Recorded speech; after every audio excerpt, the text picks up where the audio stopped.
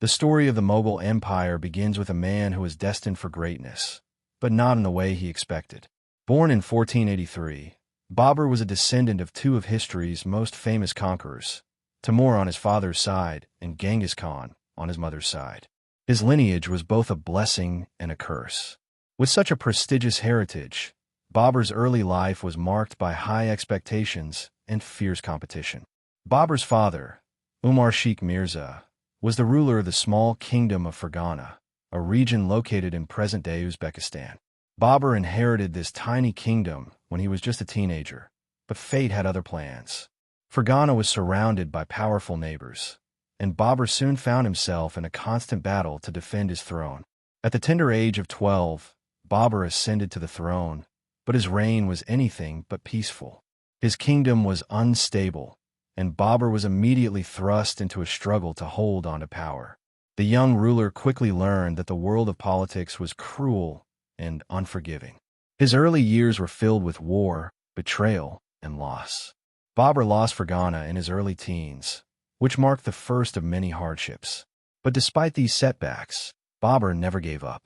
His desire to build an empire was rooted in the stories of his ancestors' legendary conquests. Babur's resolve was unshaken. He ventured south, hoping to rebuild his empire. His ambitions were not just confined to small kingdoms. Babur dreamed of something far grander, something more lasting.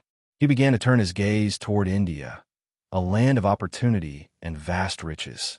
But Babur was not just a man of ambition. He was a man of intellect and talent. He wrote about his journey in his memoirs, the Baburnama, where he shared not only his military campaigns, but also his love for nature, poetry, and art. His resilience in the face of constant adversity and his unyielding spirit made him a man destined to leave a mark on history. After losing Fergana, Babur's world was turned upside down.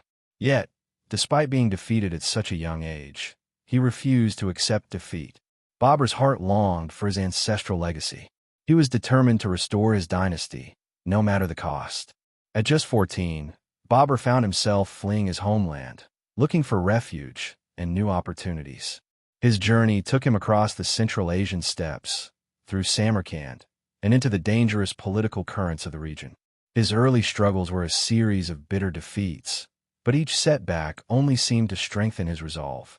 Babur, unlike many of his contemporaries, never let failure define him. Instead, it drove him to learn, adapt, and grow. In 1504, Babur's path finally led him to the city of Kabul, which had been abandoned by its ruler. He seized the opportunity and made Kabul his new base of operations. But Babur wasn't content just being a ruler of Kabul. He dreamed of much more. His ambition had always been to restore the grandeur of his ancestors, and he knew that only by conquering India could he truly fulfill his legacy. Babur's growing influence in Kabul gave him the resources and men needed to pursue his larger goal. India, at the time, was a land of chaos and opportunity. The north was divided among a multitude of sultanates and empires, and Babur saw this as his chance. With India's riches and the historical allure of its kingdoms, he could create the empire he had long envisioned. In 1519, Babur gathered his forces, preparing for an adventure that would not only change his life, but also the future of the entire subcontinent. Armed with a strong military, strategic alliances, and an unshakable resolve, Babur made his first significant incursion into northern India. But the real test would come in the form of the Battle of Panipat, a battle that would define the course of history for centuries to come. But before he could face such a monumental challenge, Babur had to confront both internal and external forces. From rival regional kings to the unpredictable terrain of the Indian subcontinent, Babur's campaign would demand every ounce of his skill and determination. In the year 1526, Babur stood at the threshold of a new chapter in history. Armed with a fierce resolve and an army forged through years of struggle, he was finally ready to face his destiny. The Battle of Panipat, fought on April 21st, would not only decide the future of Babur, but would mark the beginning of the Mughal Empire in India. Babur's opponent was Ibrahim Lodi, the Sultan of Delhi, whose forces vastly outnumbered Babur's. Ibrahim Lodi was a confident, experienced leader, but his troops lacked the discipline and strategy that Babur's forces had mastered. Babur, despite having fewer men, had an edge. He was a brilliant strategist, with a keen understanding of modern warfare, particularly the use of artillery and cavalry. Babur's military experience from his campaigns in Central Asia was invaluable.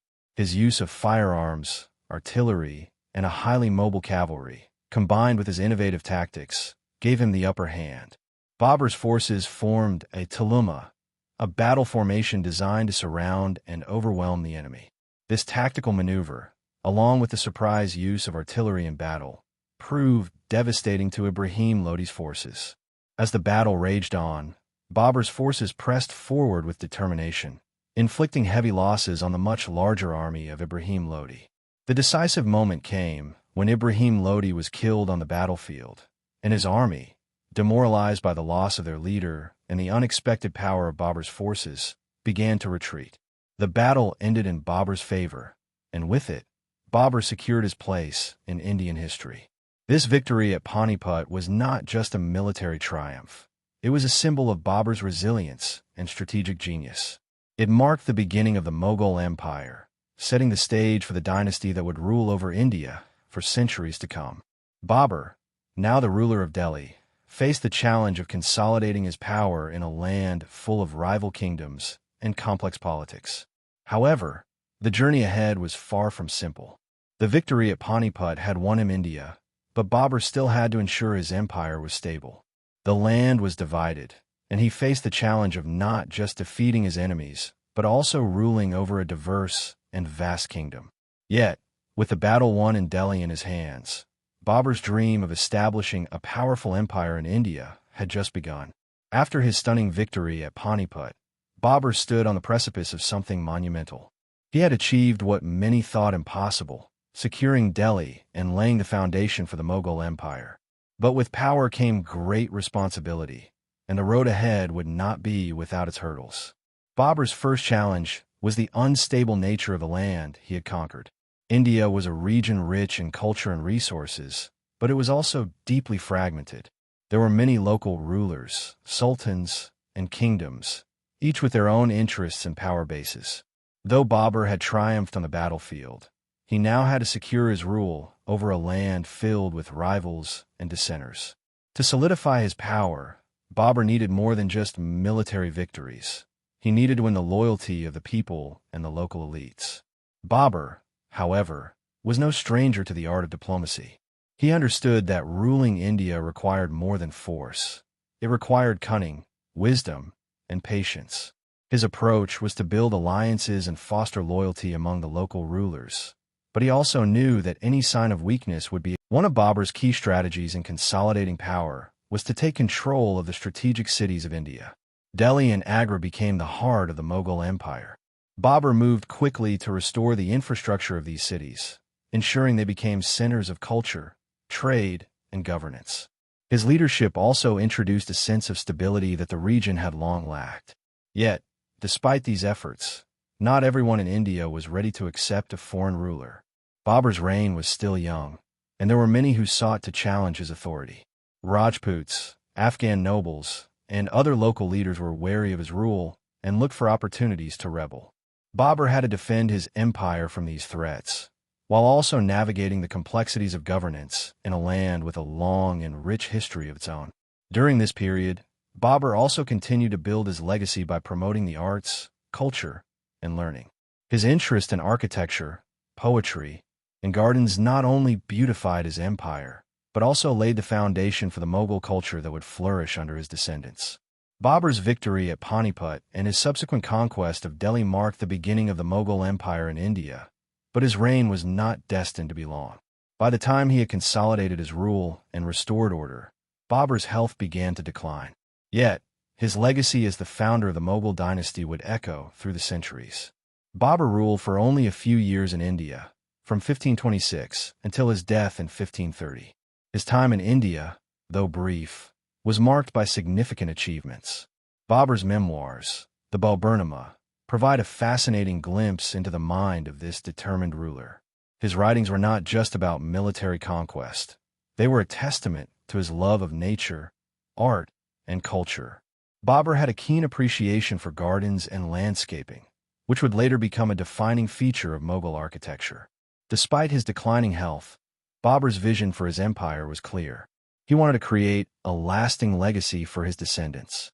But with his untimely death at the age of 47, Babur's dream of ruling a vast Mughal empire in India would fall to his son, Humayun.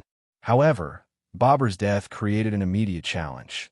The empire was still young, and Babur's successors would have to face numerous internal and external threats to maintain control. Babur's reign had established a strong foundation, but it was far from secure.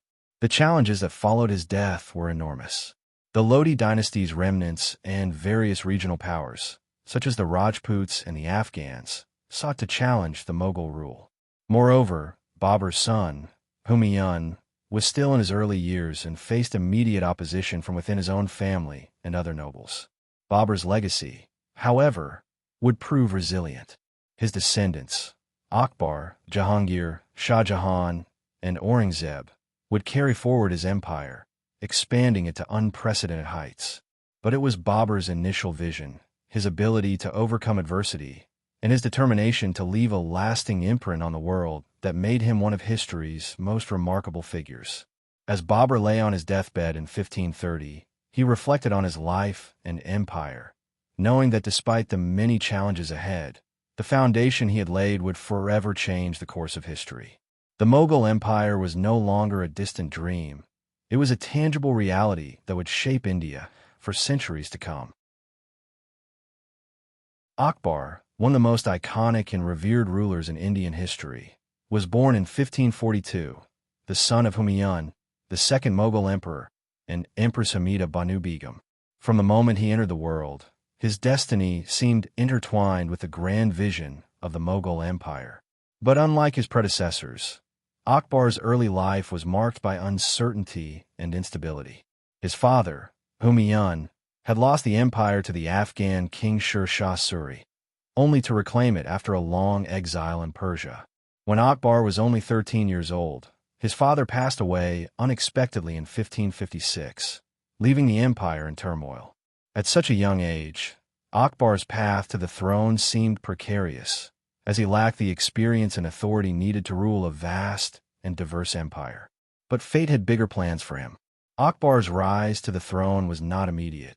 The empire was under threat from rival factions, and a power struggle ensued. As Akbar ascended to the throne, his regent, Bairam Khan, a seasoned military leader, played a crucial role in securing his rule. The young emperor's position was vulnerable. There were numerous regional rulers and powerful nobles who sought to challenge his reign. The Afghans and Rajputs, two of the most significant forces in northern India, posed direct challenges to the Mughal Empire's stability. Akbar, however, was no ordinary ruler. While he was young and inexperienced, he was also incredibly sharp and perceptive. Under the guidance of Bairam Khan, he was able to successfully defeat the forces of Hamu, a commander of the Afghan forces, at the Second Battle of Panipat in 1556. This victory solidified Akbar's position as the ruler of northern India and laid the foundation for his long and successful reign. Akbar's success in battle was not just due to his military prowess. It was also the result of his ability to surround himself with the right people and trust their counsel. His leadership was not based solely on conquest, but on building a network of loyal, skilled individuals who would help him govern and expand the empire. Once Akbar had secured his rule following the Second Battle of Panipat in 1556, his attention turned to the broader task of expanding the Mughal Empire. Akbar understood that the foundation of his reign lay in unifying India under a single banner, and he embarked on a series of military campaigns that would transform the Mughal Empire into one of the largest and most powerful empires the world had ever seen.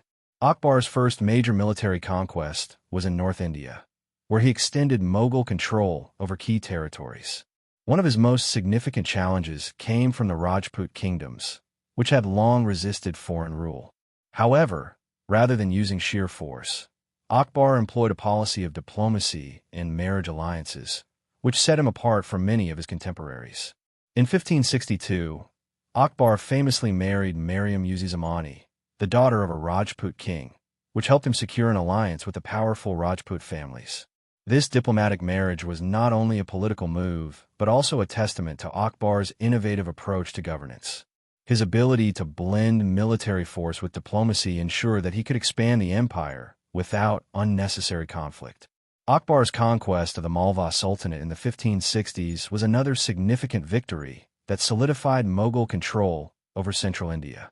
His military campaigns were not solely about conquest. They were also about securing strategic areas for trade and military defense. Akbar's army, known for its use of artillery and a disciplined cavalry, was highly effective in pushing back regional powers and maintaining control over vast territories. By the late 1570s, Akbar had extended Mughal control to nearly all of northern India and had begun pushing southward into Gujarat, Malwa, and Deccan. His victory in Gujarat in 1573 was particularly important, as it gave the Mughals access to key ports along the west coast of India, enhancing their influence over trade routes and commerce. Akbar's military prowess was not just in battlefield tactics. It was also in his understanding of how to govern an empire of such vast scale. As he expanded his territories, he worked diligently to integrate local rulers, nobles, and soldiers into his administration. He relied on a strong central government, appointing officers based on merit rather than birthright, ensuring that capable individuals managed the empire's affairs. As Akbar's military conquests expanded the borders of the Mughal Empire, he recognized that his success would ultimately depend on more than just military victories. To sustain such a vast empire, Akbar needed a well-organized, efficient administration capable of managing a diverse population spread across different regions, cultures, and religions. One of Akbar's most significant achievements was his reorganization of the empire's administration. He created a highly structured system that relied on the principles of centralized governance and merit-based appointments. Unlike many of his predecessors, Akbar did not rely solely on hereditary nobles to govern the empire's regions. Instead, he appointed capable men based on their abilities and loyalty, which led to a more effective and diverse government. At the heart of Akbar's administration was the Mansabdari system, a military and bureaucratic structure that organized officials into ranks or mansabs. The mansabs ranged from 10 to 10,000, and officials were assigned responsibilities based on their rank. This system allowed Akbar to manage both the military and civilian aspects of governance more effectively. It also ensured that soldiers and officers were rewarded based on their service and competence, fostering a sense of loyalty and efficiency. Akbar's focus on centralization also led to the development of a unified revenue system. The Zabt system, developed under Akbar's direction, allowed for the accurate assessment and collection of land taxes, which were the primary source of revenue for the empire. By standardizing tax collection and making it more transparent, Akbar ensured that the empire's finances were stable and could support his ambitious military and infrastructural projects. To maintain control over his vast empire, Akbar also established an extensive network of provincial governors, known as subadars, who were responsible for the administration of different regions. These governors were directly accountable to the emperor, ensuring that the local rulers did not become too powerful or autonomous. Akbar's reforms extended beyond administration. He also worked to integrate various cultural and religious groups into the empire. His policy of Sulh-i-Kul, peace with all, promoted tolerance and religious harmony, allowing Hindus, Muslims, Sikhs, and other religious communities to coexist under the Mughal banner. This approach not only stabilized the empire, but also fostered a spirit of inclusivity and unity. One of Akbar's most distinctive and remarkable qualities as a ruler was his approach to religion. Unlike many of his contemporaries, Akbar believed in the importance of religious tolerance as a means to maintain unity and peace within his vast, diverse empire. At a time when religious strife and conflict were common, Akbar was deeply interested in the spiritual and intellectual aspects of religion. While he was born a Muslim, he did not limit his thinking to the narrow confines of Orthodox Islam. He sought to create a space where different religions could coexist peacefully, which was essential for the stability of the Mughal Empire, which encompassed not only Muslims, but also Hindus, Sikhs, Jains, and other communities. One of Akbar's first steps toward religious tolerance was his policy of Sulh-i-Kul, or peace with all. This policy called for complete tolerance and acceptance of all religious beliefs within the empire. Akbar welcomed scholars, theologians, and religious leaders from various faiths to his court, including Hindus, Jains, Christians, and Zoroastrians. He regularly engaged in debates and discussions about religious doctrines, seeking to understand and integrate different perspectives. Akbar's relationship with the Hindu community is especially notable. He abolished the jizya tax, a tax on non-Muslims, which had been a burden on Hindus under previous rulers, and promoted Hindu participation in government. He appointed many Hindus to important positions, and some of his closest advisors were Hindu, including the famous Raja Man Singh. In 1582, Akbar took a more radical step by founding a new religion, the Din-i-Ilahi, religion of God, a syncretic faith that blended elements of Hinduism, Islam, and other religious traditions. While the faith never gained widespread followership, it symbolized Akbar's desire to transcend religious divisions and create a universal path to spiritual truth. The Din-i-Ilahi was meant to unite the diverse religious communities in his empire under one banner, promoting unity and harmony. Though the Din-i-Ilahi was short-lived, Akbar's legacy of religious tolerance persisted, becoming a hallmark of his reign. His policies ensured that people of different faiths lived together in peace, contributing to the stability and prosperity of the Mughal Empire. Akbar's belief in inclusivity and dialogue set him apart from many rulers of his time, cementing his legacy as a visionary leader. Akbar's reign is often regarded as the golden age of the Mughal Empire, not only due to its military successes and political achievements, but also because of the remarkable cultural flourishing that took place under his rule. Akbar was a true patron of the arts, and his love for art, literature, and architecture played a significant role in shaping the Mughal identity. One of Akbar's most notable contributions was his support of the Mughal miniature painting style, which blended Persian, Indian, and Central Asian influences. He established a court workshop where artists from all over the empire came together to produce beautiful, intricate works of art that depicted historical events, court life, and religious themes. The Akbari style of painting became famous for its vibrant colors, attention to detail, and unique fusion of various artistic traditions. In addition to visual arts, Akbar also supported the development of literature. He encouraged the translation of important Persian texts into Hindi and Sanskrit, making knowledge more accessible to his diverse subjects. The emperor himself was a lover of poetry and often invited poets and scholars to his court. Some of the greatest literary works of the period, including historical texts, religious treatises, and epic poetry, were produced during his reign. Akbar's passion for architecture was also integral to the Mughal cultural legacy. He commissioned the construction of several architectural marvels, most notably the city of Fatehpur Sikri, which he built as his new capital in the late 16th century. Fatehpur Sikri was a city that embodied Akbar's vision of a multicultural empire. The architecture blended Islamic, Persian, and Indian styles, and the city featured impressive structures like the Buland Darwaza, the Jama Masjid, and the Diwan-i-Khas, all of which showcase the grandeur and sophistication of the Mughal style. Akbar's influence on architecture extended beyond Fatehpur Sikri. He also contributed to the development of the Agra Fort and the expansion of the Red Fort in Delhi. His architectural legacy would be further carried on by his descendants, most notably Shah Jahan, who constructed the Taj Mahal. But it was Akbar who laid the groundwork for the distinctive Mughal architectural style, one that would dominate India for centuries. Akbar's support of the arts, literature, and architecture not only beautified his empire, but also helped establish the Mughal dynasty as one of the most cultured and intellectually rich in the world. His patronage created a unique cultural blend that continues to be celebrated today as an essential part of India's heritage. As Akbar entered the later years of his reign, he had already established himself as one of the most influential rulers in history. However, even in the final years of his life, he faced significant challenges that tested his strength, wisdom, and leadership. Despite these challenges, Akbar's impact on the Mughal Empire was undeniable, and his reign left a lasting legacy that would continue for generations. In the late 1580s, Akbar's military campaigns began to slow as the empire had already expanded to its maximum extent. His attention turned increasingly to internal matters, focusing on maintaining stability and consolidating the territories he had conquered. One of the key challenges Akbar faced during this time was dealing with the Mur region, where the Rajputs, who had been incorporated into the Mughal Empire, were still restive and resistant to Mughal control.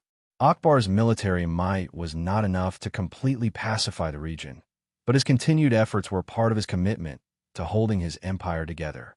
Akbar also struggled with family conflicts in his later years.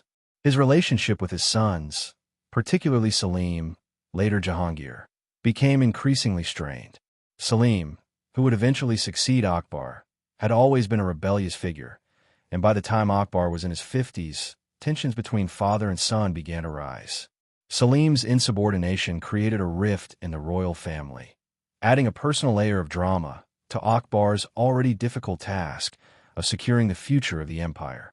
Despite these internal challenges, Akbar's vision for a harmonious, unified empire continued to guide his policies. His commitment to religious tolerance remained unwavering, and he continued to promote his policy of Sulaykul, which encouraged peace and cooperation among the diverse peoples of his empire. Akbar also remained dedicated to the welfare of his people, implementing reforms to improve the welfare of peasants, soldiers, and traders, ensuring that his empire remained stable and prosperous. When Akbar died in 1605, he left behind an empire that was vast, unified, and prosperous. His military victories, administrative reforms, cultural patronage, and efforts to build a harmonious society laid the foundation for the empire's future success. His son, Jahangir, succeeded him, inheriting a stable empire built on the principles Akbar had established. Akbar's legacy is one of greatness. His vision of a unified, tolerant, and prosperous empire transcended the boundaries of religion, culture, and geography. The Mughal Empire would continue to thrive for another century after his death, and much of that success can be attributed to Akbar's leadership. He is remembered as one of the most remarkable rulers in history, whose influence still resonates in the culture, politics, and architecture of modern-day India. The golden age of the Mughal Empire represents a period of unparalleled cultural, artistic, and intellectual flourishing. This era, under the leadership of emperors like Akbar, Jahangir, and Shah Jahan, witnessed a blending of Persian, Indian, and Central Asian cultures, which helped define the Mughal identity that we recognize today. At the heart of the Mughal Empire's cultural golden age was Akbar's patronage of the arts. He understood the power of culture in uniting his vast and diverse empire. Akbar's court became a hub of intellectual and artistic activity, drawing talent from across the empire. He invited scholars, poets, painters, and architects from Persia, Central Asia, and India to his court. These individuals, from various cultural and religious backgrounds, were instrumental in shaping Mughal culture. Painting played a significant role during this period. The Mughal style of miniature painting, characterized by vibrant colors, intricate details, and a fusion of Persian and Indian artistic techniques, became renowned across the world. Mughal miniatures depicted everything from battle scenes to royal portraits, as well as scenes from daily life and nature. Artists were commissioned to create these works for royal palaces and manuscripts, contributing to the empire's legacy as a center of cultural production. Literature also flourished during this time. Akbar's reign saw the creation of some of the most important literary works in Mughal history. The Akbarnama, a detailed chronicle of Akbar's reign, was written by the historian Abu al-Fazl and became a vital source for understanding the empire's history, politics, and culture. Akbar also encouraged the translation of Persian and Sanskrit texts into Hindi, making knowledge more accessible to the broader population. This intellectual openness allowed diverse ideas to flourish, creating a culture of learning and innovation. In addition to literature and art, the Mughal court was a beacon of architecture. Akbar's vision was realized in the construction of monumental buildings like Fatehpur Sikri, his capital city, which blended Islamic, Persian, and Indian architectural styles. The Buland Darwaza, a grand gateway to Fatehpur Sikri, symbolized Akbar's victory over Gujarat and became a prominent feature of Mughal architecture, reflecting both his military triumphs and his artistic vision. This period saw not only the artistic and intellectual advancement of the Mughal Empire, but also the development of a unique identity that blended multiple cultures. It was a time of tolerance, creativity, and intellectual curiosity, an era that would leave an indelible mark on the subcontinent's cultural heritage. The arts and architecture during the Mughal Empire's golden age became synonymous with magnificence, intricacy, and cultural fusion. Under emperors like Akbar, Jahangir, and Shah Jahan, the empire's architectural and artistic endeavors became symbols of power, sophistication, and an intricate blend of Persian, Indian, and Central Asian influences.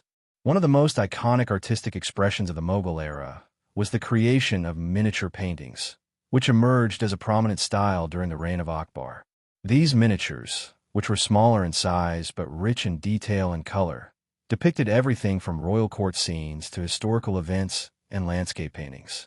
Akbar's court became a center for artistic production, where skilled Persian and Indian artists worked side by side, creating works that blended the best elements of both traditions. The Mughal miniature style was defined by vibrant colors, fine lines, and an attention to detail that captured both the grandeur of Mughal rulers and the minutiae of daily life. Jahangir, Akbar's son, was also a lover of art, and his reign saw the production of magnificent portraits and wildlife illustrations, which were meticulously rendered in the Mughal style. The painting tradition flourished not only at the Mughal court, but also in the libraries and workshops of the empire, where manuscripts, particularly those containing historical texts and royal portraits, were often richly illustrated. In addition to painting, Mughal gardens also became a distinctive feature of the empire's artistic landscape. Akbar's creation of the famous Sikri gardens at Fatehpur Sikri, which combined Persian garden principles with Indian designs, set the precedent for the development of Mughal garden architecture. These gardens were designed to reflect the Persian paradise concept, with geometric layouts, water channels, and an abundance of flowers and plants. The Mughal garden became a symbol of the empire's prosperity and artistic sensibility, a place of leisure and reflection for the emperors and their courts. Mughal architecture reached its zenith during the reign of Shah Jahan, the emperor best known for commissioning the construction of the Taj Mahal, a magnificent symbol of love and one of the wonders of the world. The Taj Mahal combined Islamic architecture with Indian design, using marble, intricate carvings, and lush gardens to create a masterpiece of symmetry and elegance. But the Taj Mahal was not the only architectural marvel of the period. Fatehpur Sikri, Agra Fort, and Shah Jahan's Red Fort in Delhi were also symbols of the Mughals' architectural prowess. The Mughal architectural style, characterized by domes, minarets, expansive courtyards, and intricate inlay work, became a defining feature of India's skyline, influencing the country's architecture long after the empire's decline. The cultural legacy of the Mughal Empire was not only defined by its visual arts and architecture, but also by its profound contributions to literature and intellectual pursuits. Under the patronage of emperors like Akbar, Jahangir, and Shah Jahan, Mughal literature flourished and became a key component of the empire's identity, offering a blend of Persian, Arabic, and Indian literary traditions. One of the most significant aspects of Mughal literature was its use of Persian, which was the court language during most of the Mughal era. Persian poetry, historical accounts, and philosophical writings became central to the intellectual life of the empire. Akbar, deeply interested in the development of knowledge, encouraged the creation of historical chronicles and the recording of his reign. The Akbarnama, written by the historian Abu al-Fazl, is a prime example of Mughal literature from this period. This monumental work not only chronicles the life and reign of Akbar, but also provides detailed descriptions of the empire's politics, administration, and cultural diversity. Akbar's commitment to knowledge went beyond history. He established a library at Fatehpur Sikri, which housed thousands of manuscripts, and employed scholars to translate important texts from Sanskrit, Arabic, and Greek into Persian. This cultural exchange allowed the empire to preserve and disseminate vast amounts of knowledge, contributing to the intellectual growth of the time. These translations helped spread ideas from the Indian subcontinent, the Middle East, and Europe, creating a fertile ground for intellectual cross-pollination. Poetry was another vibrant aspect of Mughal culture, with Persian poets gaining royal patronage. The emperor's court was often a gathering place for poets and literary figures, where they would compete to compose verses praising the emperor or commenting on current events. Akbar's patronage of poets, such as the famous Mirza Ghalib, who would later flourish during the reign of Jahangir, helped elevate Persian poetry to new heights. The Mughal rulers also fostered the translation of important Sanskrit texts into Persian. This was an important step in promoting intellectual and cultural exchange between Hindu and Muslim scholars. Akbar's court encouraged the translation of the Mahabharata and the Ramayana into Persian, which brought India's ancient epics in the Mughal cultural sphere, further enriching the intellectual landscape. Beyond poetry and historical records, Mughal literature also included philosophical works and treatises on various aspects of life, from politics to religion. The intellectual environment of the Mughal court was one of inclusivity and dialogue, where diverse ideas were valued and explored. The economic prosperity of the Mughal Empire during its golden age was a vital cornerstone that supported its artistic, architectural, and intellectual achievements. Under emperors like Akbar, Jahangir, and Shah Jahan, the Mughal economy flourished, creating the wealth necessary to fund monumental projects and sustain a vibrant cultural environment. One of the key elements of the Mughal Empire's economic success was its strong and well-organized agricultural base. The Mughal rulers implemented an efficient land revenue system, which allowed for the collection of taxes in a manner that was fair and systematic. Akbar introduced the zabt system, a standardized system of land measurement and taxation, which ensured a steady income for the state while allowing farmers to keep a portion of their crops. This helped stabilize agricultural production and contributed to the empire's long-term economic prosperity. Trade played a central role in the Mughal economy. The Mughal Empire, positioned strategically between the Middle East, Central Asia, and Southeast Asia, became a key player in the global trade network. The empire's ports, particularly in Gujarat, Bengal, and the Deccan, were bustling with trade, exporting valuable goods such as textiles, spices, and precious stones. Mughal silk and cotton textiles became highly sought after in international markets, and India became a hub for maritime trade. The inland trade routes also prospered, connecting major cities across the empire and facilitating the exchange of goods such as grain, timber, and metals. Persian merchants, Arab traders, and European companies like the British East India Company were active in India, contributing to the empire's vibrant economic activity.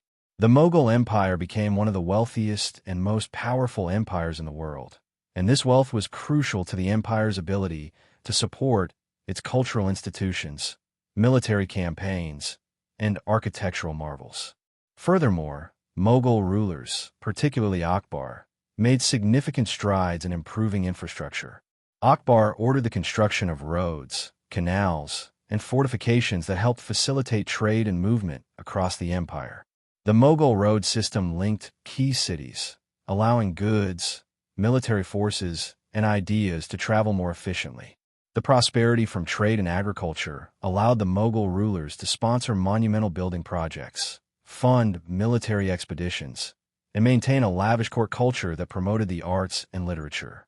The wealth generated from trade helped create an environment in which artists, architects, scholars, and merchants could thrive, making the Mughal Empire a dynamic, thriving society.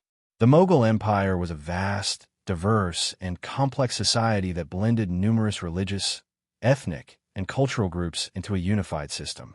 The Mughal rulers were able to maintain stability and strength by fostering a sense of unity and diversity within their empire.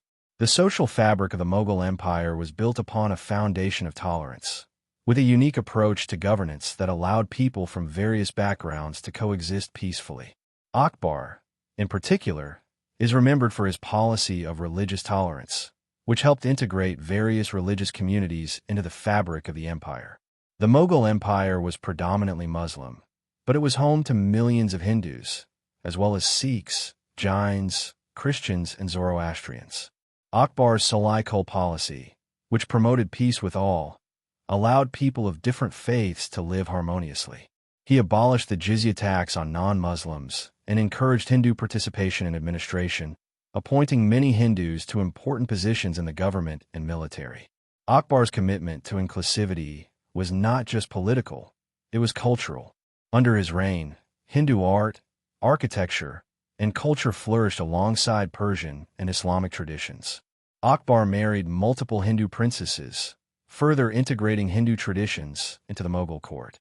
This multiculturalism was reflected in Mughal society, where the blending of Persian, Indian, and Central Asian traditions created a unique Mughal culture. The social structure of the Mughal Empire was hierarchical, with the emperor at the top, followed by nobles, military leaders, and the local aristocracy. The Mansabdari system, which ranked officials and military commanders, played a critical role in organizing the Mughal bureaucracy and army. The empire's vast bureaucratic network ensured that power was centralized while still allowing local elites to retain a degree of authority. At the bottom of this hierarchy were the peasants and artisans, who formed the backbone of Mughal society. Agriculture was the empire's primary source of wealth, and the peasants who worked the land were responsible for feeding the empire.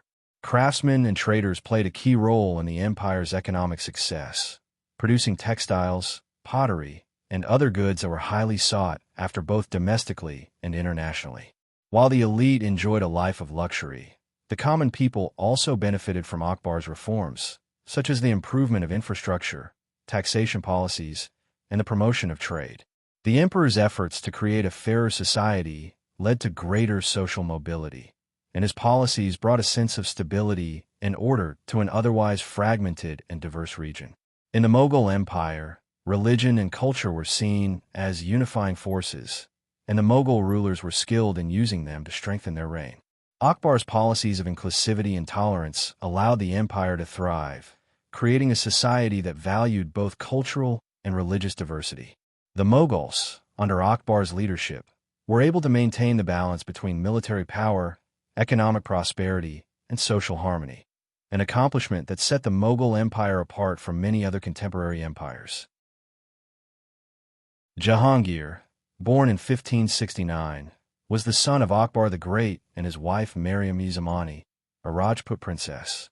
From a young age, Jahangir was groomed for leadership, but his journey to the throne was far from straightforward.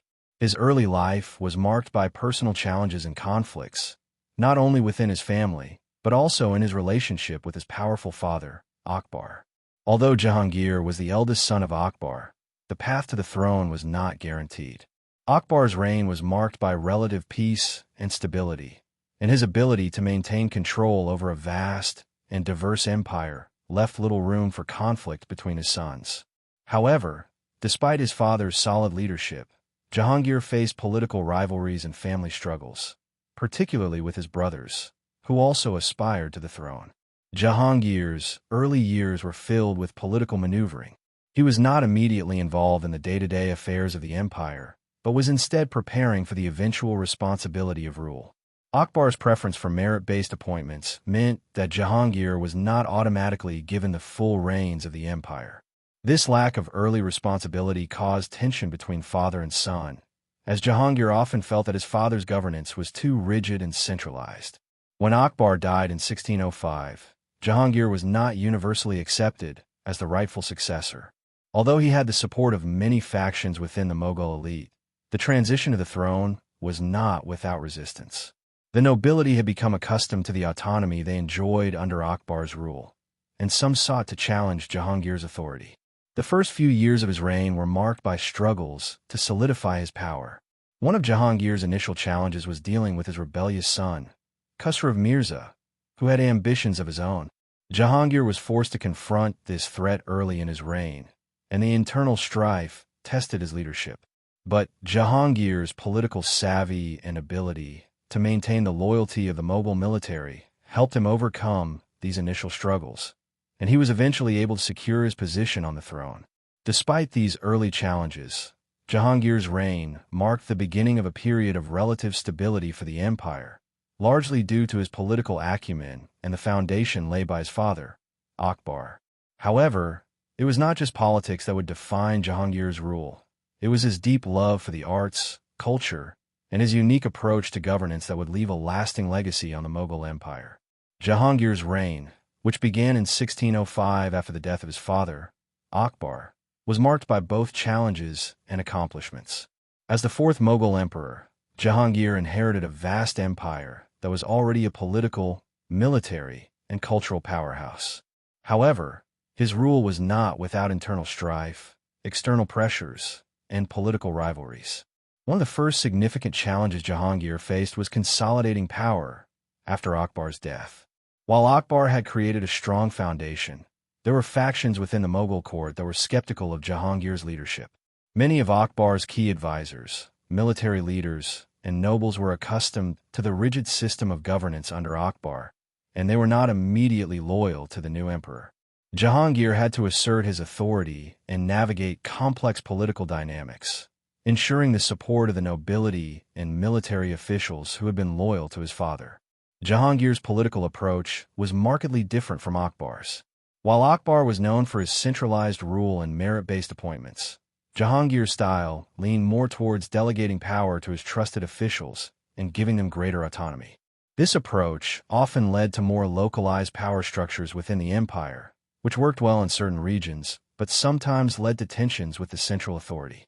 Jahangir's system allowed local rulers to have more influence in their territories, but it also created challenges in maintaining a unified empire. In addition to internal political struggles, Jahangir also had to contend with external threats. His early reign saw a resurgence of Mughal control over the Deccan, where the empire had faced resistance from the Marathas and other regional powers. Jahangir also had to deal with the growing influence of the Persian Safavids in the northwest, particularly in areas like Kashmir and the Punjab. Although Jahangir's diplomatic efforts, including his relationships with Persia and other regional powers, helped stabilize the situation, military confrontations were inevitable. However, despite the external challenges, Jahangir's political leadership was marked by his ability to balance diplomacy and military power. His reign was defined by a relatively stable political environment, which allowed him to focus on his other passion, the arts. But his political leadership was also shaped by the internal conflicts within his family, particularly the rebellion of his son, Khusrav Mirza, who sought to seize the throne. Jahangir's handling of his son's rebellion was one of the defining moments of his reign, testing his strength as both a ruler and a father. Jahangir is often remembered not only for his political leadership, but also for his profound love for the arts, which flourished during his reign. Unlike his father, Akbar, who had been a more politically driven emperor, Jahangir was a ruler who deeply valued artistic expression and intellectual exploration. His reign became a golden age for Mughal art, literature, and culture, where his personal interest in the arts played a crucial role in nurturing creativity and innovation. One of the most significant ways Jahangir influenced Mughal culture was through his patronage of painting. During his reign, Mughal miniature painting reached new heights. Jahangir was not just an admirer of art. He was personally involved in its development. His reign saw the rise of the Jahangir style of painting, which was characterized by intricate details, vivid colors, and a deeper exploration of naturalism and portraiture. This was a departure from the more stylized portraits of his predecessors. Jahangir's interest in portraiture became a defining feature of Mughal art during his time, and he commissioned many portraits of himself, his court, and the people around him. Jahangir's love for nature also deeply influenced the art of his court. He encouraged landscape painting and the depiction of animals, birds, and plants, with a focus on scientific accuracy and observation. His personal collection of birds and animals, which he kept at his court, became subjects for many of the paintings created by his court artists. The works produced during his reign reflected his own fascination with nature and his desire to capture the world around him in its most realistic form. The emperor also fostered an environment where poets, scholars, and intellectuals could thrive. Jahangir himself was a poet, and he took great interest in the poetic traditions of both the Persian and Indian subcontinent. He was a patron of poets, and his court was home to some of the most celebrated writers of the time. His reign saw the continued flourishing of Persian poetry, and he encouraged the translation of Persian works into Indian languages, which allowed a wider audience to access literary treasures. Jahangir's reign was also marked by the continued development of court culture, where art, music, and poetry played a central role in the daily life of the Mughal elite. Jahangir's interest in art was not just about aesthetics. It was also about using art to convey his power, legacy, and vision. His deep personal involvement in the cultural life of his empire helped solidify Mughal rule as not just a political force, but a cultural one as well. As Jahangir entered his later years, the weight of leadership began to take its toll. His reign had brought significant stability to the Mughal Empire, with a flourishing of the arts, successful diplomacy, and the continuation of the policies of Akbar. However, his final years were marred by both personal and political struggles, particularly the ongoing rebellion of his son Khusro Mirza, which had been a source of family tension since the early days of his reign. Despite these personal challenges, Jahangir's legacy is one of cultural richness and political stability. His reign was marked by a continuation of the policies of religious tolerance and administrative reforms set by his father, Akbar, while also advancing the Mughal Empire's artistic and cultural wealth. Under Jahangir's patronage, Mughal art, especially miniature painting, reached new levels of sophistication. His own involvement in the production of art and the promotion of naturalism in paintings left a lasting imprint on Mughal visual culture. Jahangir's contributions to literature, particularly in terms of poetry, and his deep interest in Persian culture enriched the intellectual climate of his court. His reign was one of great literary achievement, with Persian poetry continuing to thrive and integrate Indian themes. Jahangir's own memoirs, known as the Jahangirnama, provide valuable insights into his reign, offering a personal glimpse into the political and cultural life of the Mughal court. However, as Jahangir's health began to decline in the early 1620s, the empire faced a significant challenge: the question of succession. Jahangir's son, Shah Jahan, had become a prominent figure in the Mughal court, and his ambitions for the throne grew as Jahangir's health deteriorated. The tension between father and son was palpable, but Jahangir ultimately named Shah Jahan as his successor, ensuring a smooth transition of power. When Jahangir passed away in 1627, Shah Jahan ascended to the throne, marking the end of an era in Mughal rule. Although Jahangir's reign had been filled with political and familial struggles, his legacy remained strong. His reign had helped solidify the Mughal presence in India, and his contributions to the empire's artistic and cultural wealth would influence future generations. Jahangir's reign set the stage for Shah Jahan's architectural masterpieces, including the construction of the Taj Mahal, but it was Jahangir's patronage of the arts, his commitment to religious tolerance, and his role in stabilizing the Mughal Empire that would be remembered as his lasting legacy. Under his leadership, the Mughal Empire remained a dominant cultural force, influencing not only the Indian subcontinent, but also the wider world. Shah Jahan, born as Prince Khurram in 1592, was the son of Emperor Jahangir and his wife, Empress Mariam-uz-Zamani. From a young age, Shah Jahan was groomed for leadership, exhibiting a keen intellect, military prowess, and a deep passion for architecture and culture. He was a member of one of the most powerful and influential royal families in history, and his early years were marked by a combination of privilege and duty. His talents as a military commander and his dedication to his father's empire set him apart as one of the most promising successors to the throne. Shah Jahan's early life was not without its challenges. His relationship with his father, Jahangir, was complicated by the internal dynamics of the Mughal court.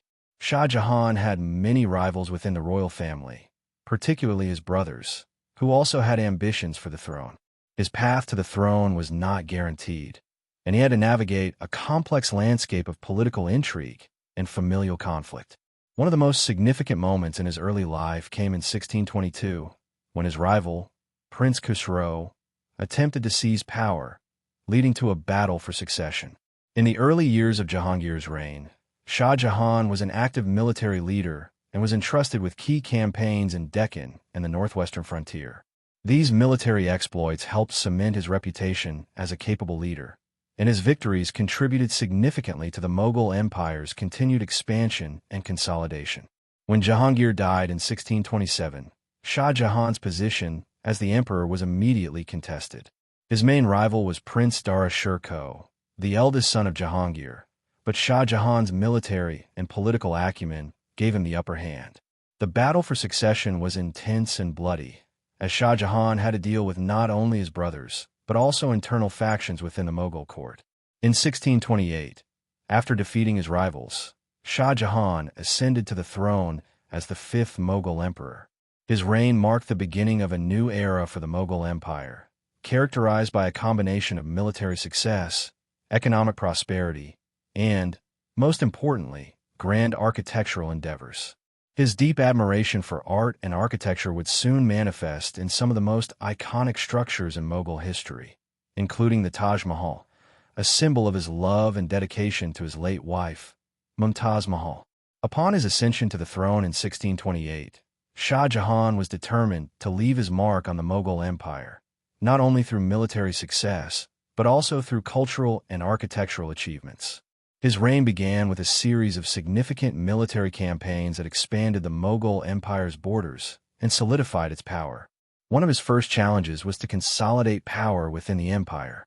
Although Shah Jahan had emerged victorious in the battle for succession, he still faced internal resistance from various factions, including rivals within the royal family. His primary military challenge came from the Deccan Sultanates, particularly the Bijapur and Golconda Sultanates, which had long been a thorn in the side of the Mughal Empire. Shah Jahan's military campaigns in the Deccan were decisive, and by the mid-1630s, he had brought much of the region under Mughal control, significantly extending the empire's southern reach. Shah Jahan's military campaigns also included a focus on the northwestern frontier, where the Mughal Empire had to defend against invasions from Central Asian forces.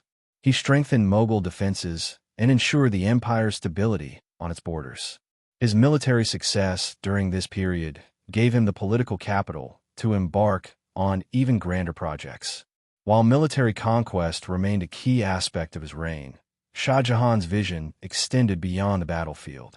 He believed that an empire of such vast wealth and power deserved to be represented by monumental architecture, and it was during this period that his passion for building came to the forefront.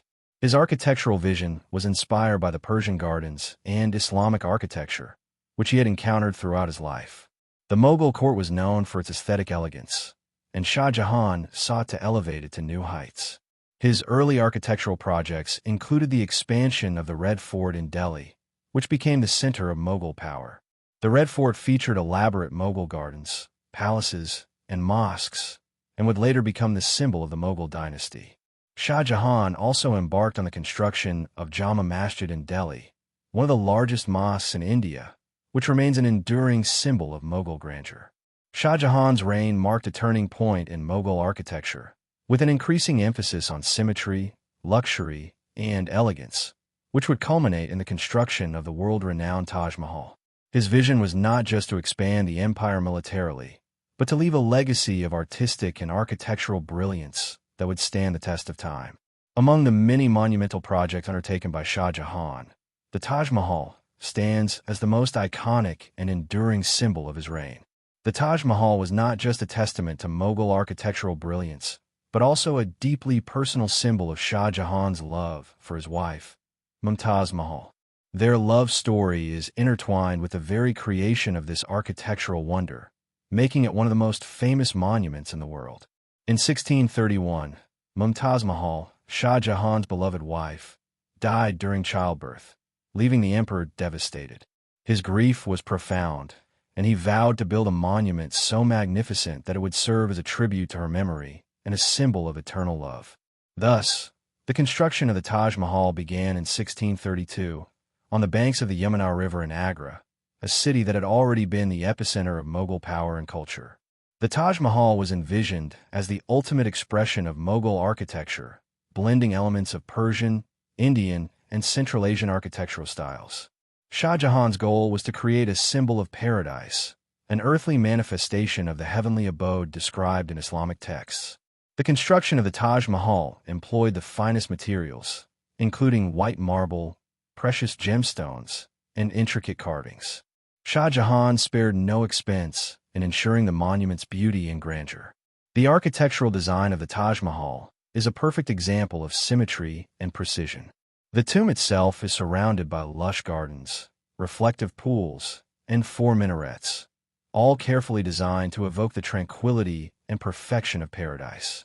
The onion dome, which crowns the mausoleum, is a breathtaking feature that dominates the skyline, while the intricate inlay work inside the tomb depicts floral motifs and inscriptions from the Quran. What makes the Taj Mahal even more remarkable is the legacy it represents. It was not only a monument to Mumtaz Mahal, but also a statement of Shah Jahan's ability to commission and oversee a monumental work of art that would stand the test of time. The building's intricate beauty became a symbol of the Mughal Empire's grandeur, and its architectural innovations influenced future generations. Though the Taj Mahal remains the crowning jewel of Shah Jahan's architectural achievements, it was by no means the only project he undertook.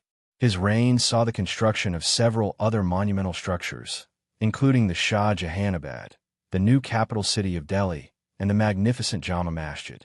But the Taj Mahal, with its unmatched beauty and emotional significance, remains the most enduring symbol of Shah Jahan's reign and legacy. Shah Jahan's reign, marked by monumental achievements in architecture and culture, took a tragic turn in the latter part of his life.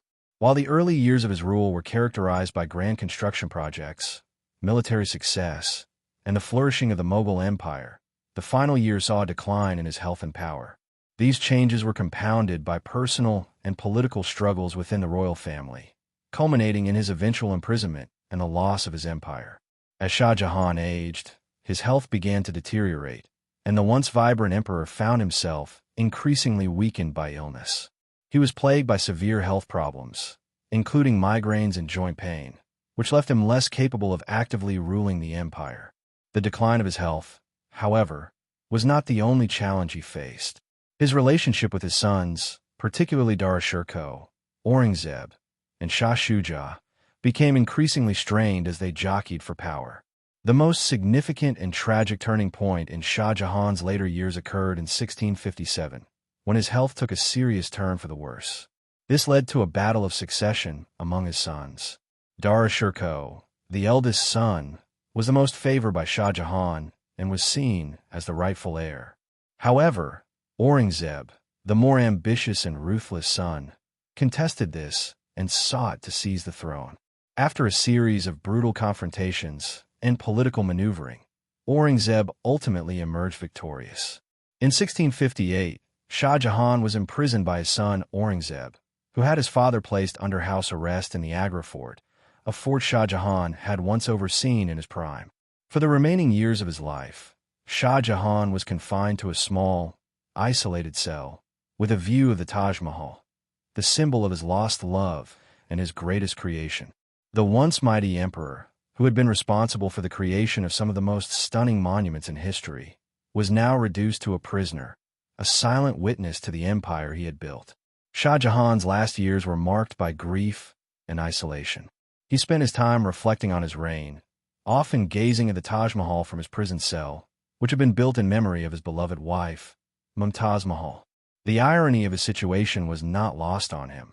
He had dedicated much of his life to building a monument of eternal love, only to be separated from his own legacy in his final years. When Shah Jahan passed away in 1666, he was buried beside Mumtaz Mahal in the very Taj Mahal he had built for her.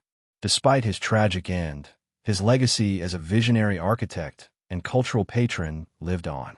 The empire he had helped shape continued under the rule of Aurangzeb, though it would soon begin to face significant internal divisions and external pressures. Although Shah Jahan's reign ended in tragedy, marked by personal loss and political betrayal, his legacy as a builder of monuments remains one of the most enduring aspects of the Mughal Empire. His contributions to architecture, culture, and the arts have left an indelible mark on history, making him one of the most celebrated rulers of the Mughal dynasty. The Taj Mahal, undoubtedly the crowning achievement of his reign, continues to be a symbol of both Mughal architectural genius and unwavering love.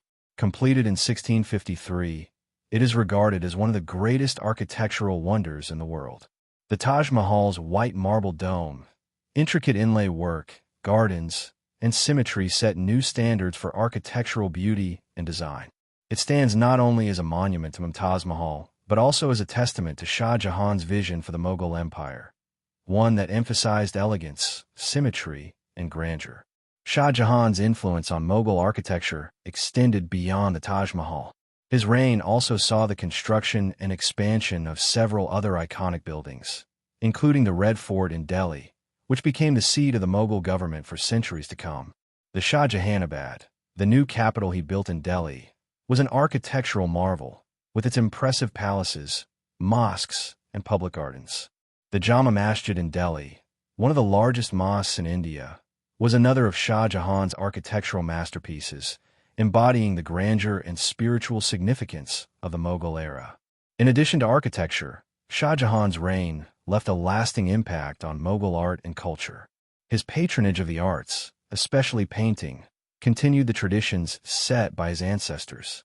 The Mughal miniature painting style flourished under his reign, and many artists at his court created exquisite works depicting court life, royal processions, and natural landscapes.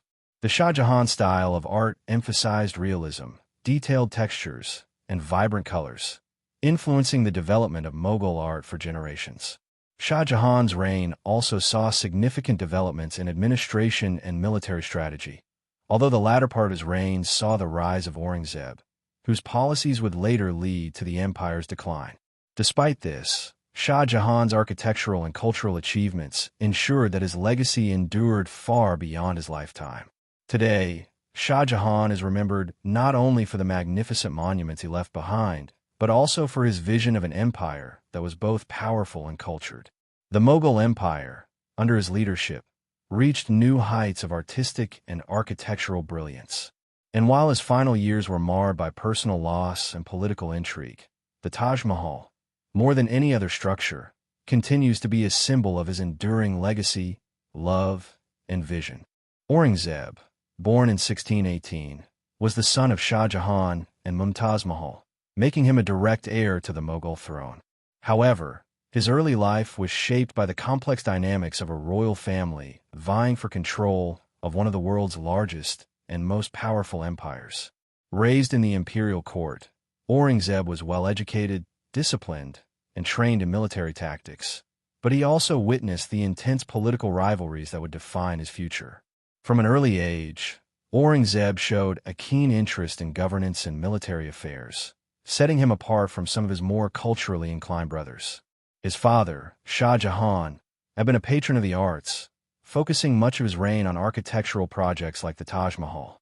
However, Aurangzeb's interests were more aligned with administration and Islamic orthodoxy, which became a key feature of his rule. His brothers, including the soft-spoken Dara Shikoh, who was favored by Shah Jahan, were less inclined to military affairs. The succession to the throne was complicated by the fierce competition between Shah Jahan's sons. Dara Shikoh, the eldest son, was seen as the natural heir to the throne, largely due to his cultural and intellectual pursuits, as well as his father's favor. However, Aurangzeb, with his military experience and determination, believed that he was the better candidate to lead the empire and uphold Mughal values, particularly the Islamic faith. The rivalry between Aurangzeb and Dara Shikoh culminated in the infamous War of Succession. In 1657, when Shah Jahan's health began to decline, the battle for the throne intensified. Aurangzeb's ruthless ambition and his alliances with powerful generals and nobles led him to gain the upper hand. In a dramatic turn of events, he defeated Dara Shikoh's forces in the Battle of Samagar in 1658, and eventually imprisoned his father, Shah Jahan, who would spend his last years in confinement, watching from his prison cell as the empire passed into the hands of his son. Aurangzeb's ascension to the throne in 1658 marked the beginning of a new era for the Mughal Empire. His reign would be different from his predecessors, more focused on military expansion, Islamic orthodoxy, and the consolidation of power. His reign marked the final chapter of the golden age of the Mughal Empire, as the seeds of its decline were planted during his pursuit of an idealized, centralized rule. Upon his ascension to the throne, Aurangzeb sought to implement his vision for the Mughal Empire, which differed significantly from the reigns of his predecessors, particularly his father, Shah Jahan, and grandfather, Akbar. While Akbar had embraced religious tolerance, promoting peace among Hindus, Muslims, Sikhs, and other communities, Aurangzeb's policies were far more conservative and aligned with his deeply religious beliefs. Aurangzeb's reign was marked by a return to Islamic orthodoxy, and he actively worked to impose stricter Islamic laws throughout the empire. One of his first actions as emperor was to reinstate the jizya tax on non-Muslims, a policy that had been abolished by Akbar.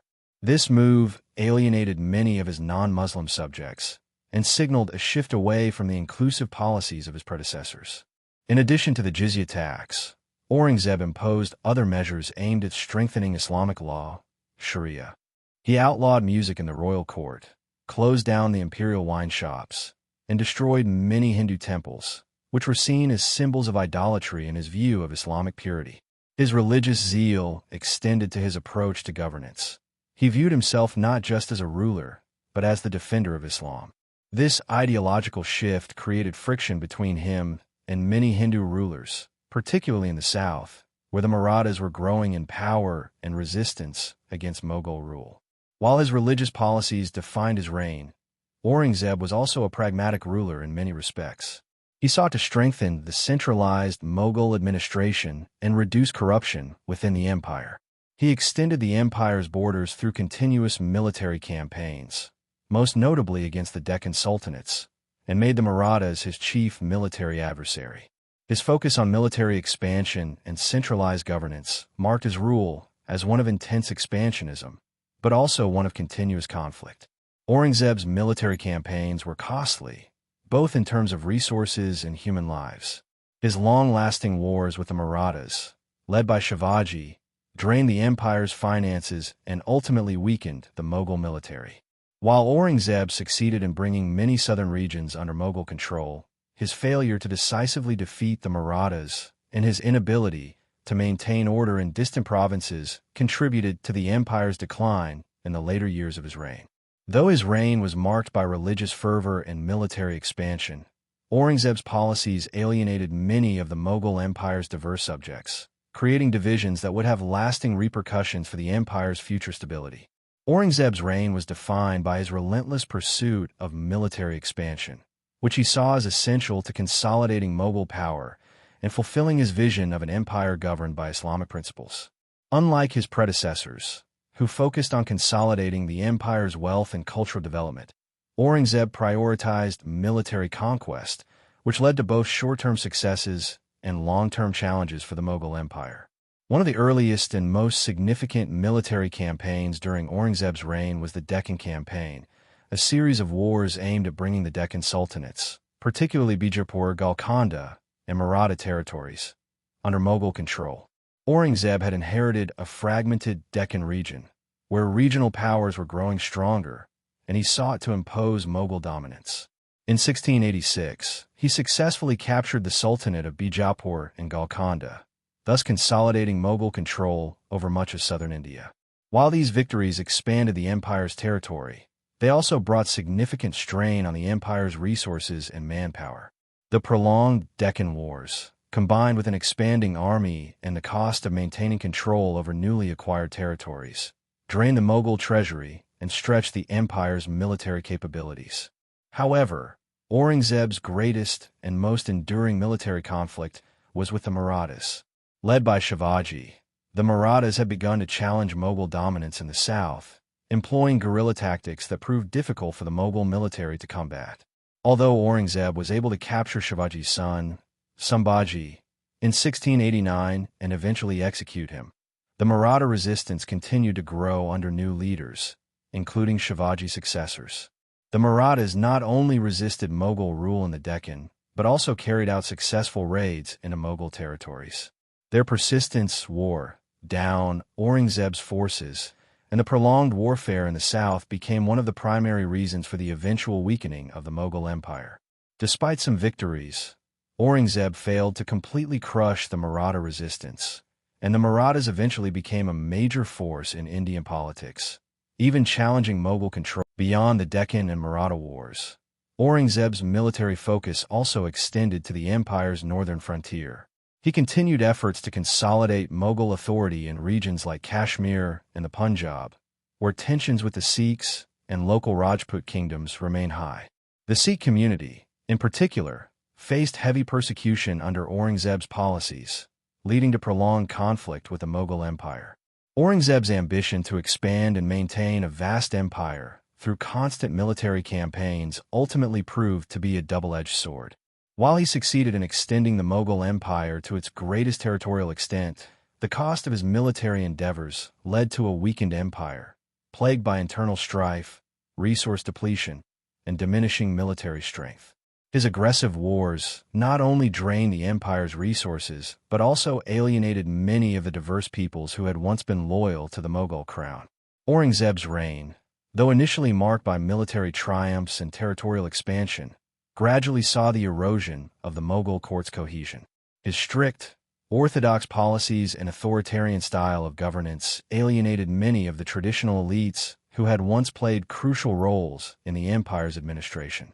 Unlike his predecessors, who had embraced merit-based appointments and promoted cooperation between the various religious and ethnic groups in the empire, Aurangzeb's narrow focus on Islamic orthodoxy and military conquest led to internal friction and growing divisions within the Mughal court.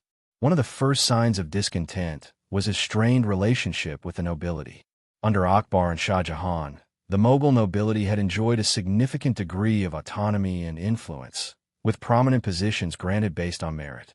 However, Aurangzeb's centralization of power and emphasis on military governance led to the marginalization of the nobility. His policies aimed at curbing the influence of high-ranking officials, replacing them with those loyal to him, often from the military or his personal circle. This eroded the influence of traditional Mughal aristocracy, creating resentment among those who had once held power. Furthermore, Aurangzeb's religious policies caused alienation among many non-Muslim communities. The reimposition of the jizya tax, the destruction of Hindu temples, and his efforts to impose Islamic law on his diverse subjects fostered widespread resentment. While his rule was intended to reinforce the dominance of Islam, it had the opposite effect in terms of social cohesion. Many Hindu Rajput rulers who had long been allies of the Mughal emperors grew disillusioned with Aurangzeb's aggressive policies, leading to uprisings and rebellions across the empire. By the mid-17th century, regional powers began to assert their independence. In the Deccan, the Marathas, led by Shivaji, had already begun to chip away at Mughal authority. Even after Shivaji's death in 1680, the Maratha Confederacy continued to expand, posing a significant challenge to the Mughal Empire. Similarly, in the north, the Sikhs under Guru Gobind Singh became increasingly hostile to Mughal rule, driven by the oppressive policies that Aurangzeb imposed on their community. In addition to the rise of these regional powers, the Rajputs, once loyal Mughal allies, began to distance themselves from Aurangzeb's empire. The declining support from the nobility and the military elites, combined with the growing influence of these regional factions, signaled the beginning of the end for the once dominant Mughal central authority.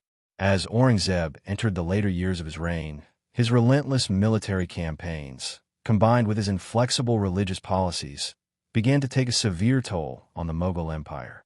Despite his earlier successes, particularly in expanding the empire's territorial boundaries, the very same expansion began to prove unsustainable in the long run. By the time of his death in 1707, the Mughal Empire was on the verge of fragmentation, plagued by internal strife, weakened military power, and the rise of regional powers that sought autonomy from Mughal control. Aurangzeb's later years were marked by military exhaustion and financial strain. His continued conflict with the Marathas, coupled with the endless wars in the Deccan, drained the empire's resources and significantly weakened its ability to maintain control over its vast territories. The Marathas, led by Shivaji's successors, proved to be an unstoppable force, continually harassing Mughal territories in the south and engaging in guerrilla tactics that the Mughal army struggled to counter. Despite some military victories, Aurangzeb could not decisively crush the Maratha resistance. The Sikh and Rajput uprisings also contributed to the empire's weakening grip on power.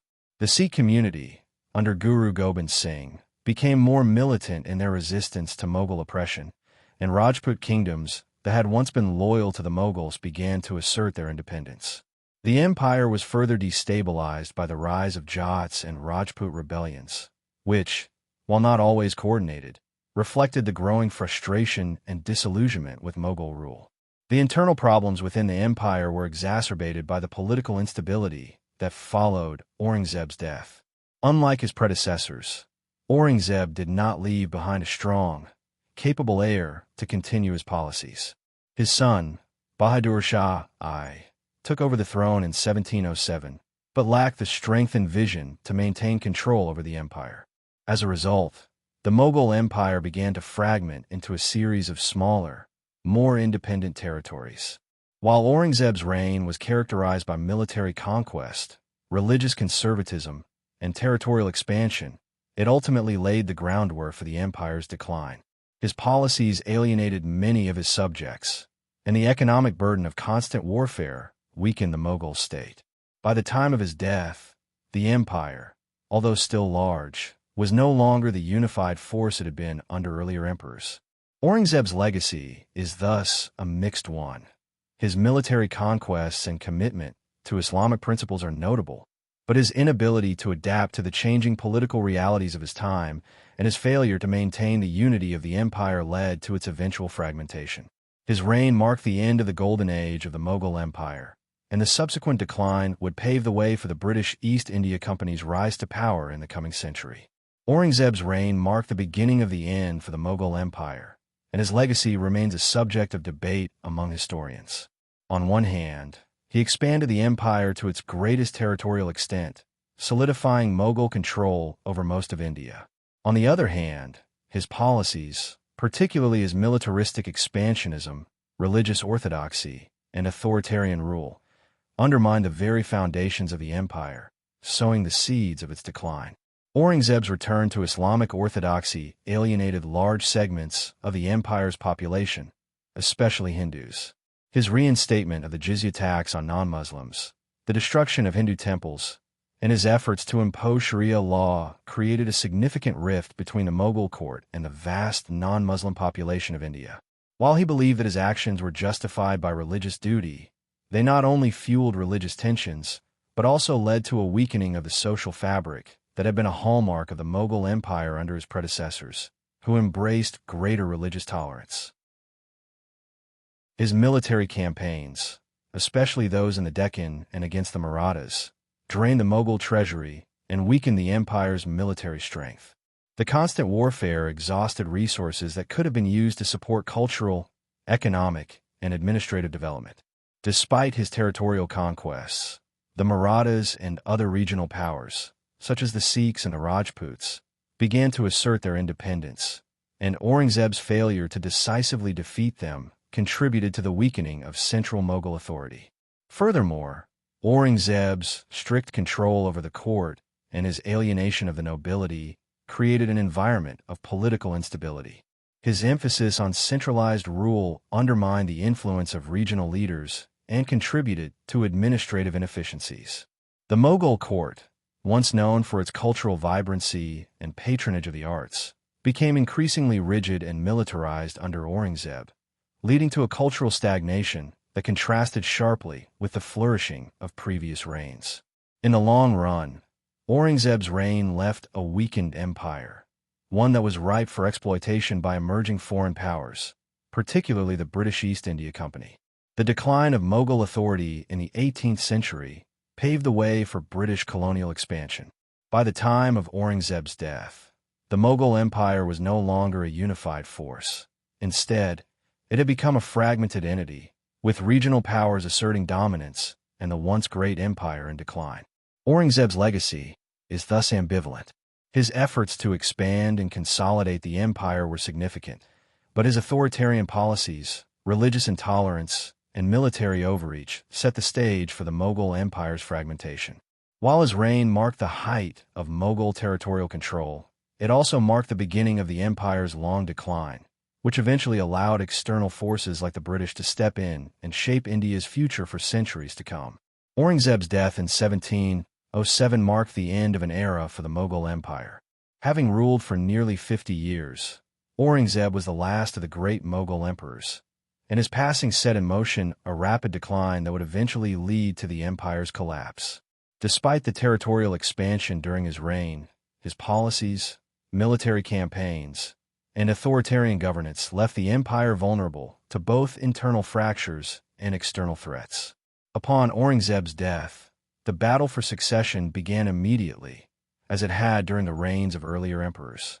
His successor, Bahadur Shah I, was one of his sons, but unlike his father, he lacked the military expertise, religious zeal, and political strength to maintain the vast empire his father had left behind. Bahadur Shah's reign was characterized by political instability, weak governance, and an empire already weakened by Aurangzeb's constant warfare. The Mughal Empire, though still large, was fragmented both geographically and politically. The Marathas continued to expand their power in the Deccan, Sikh uprisings persisted in the north, and Rajput states grew increasingly autonomous. Furthermore, the Nizams of Hyderabad and the Mysore kingdom began to assert their independence, and the once centralized Mughal administration became incapable of controlling these rising regional powers. The Mughal court, which had been a center of culture and intellectual life under emperors like Akbar and Shah Jahan, began to lose its grandeur. Patronage of the arts, once a hallmark of the empire, diminished under the weak leadership of Bahadur Shah I and his successors.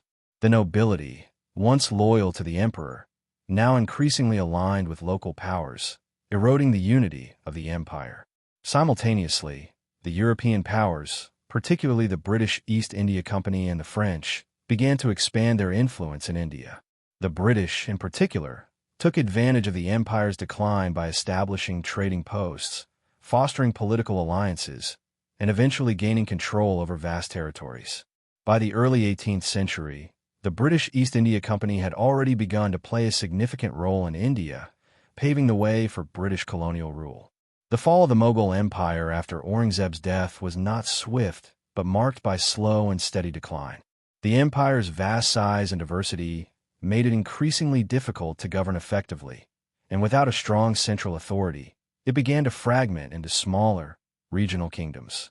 Over the next century, the Mughal Empire would slowly dissolve, leaving a power vacuum that the British would eventually exploit. Aurangzeb's death in 1707 thus marked the beginning of the end for the Mughal Empire.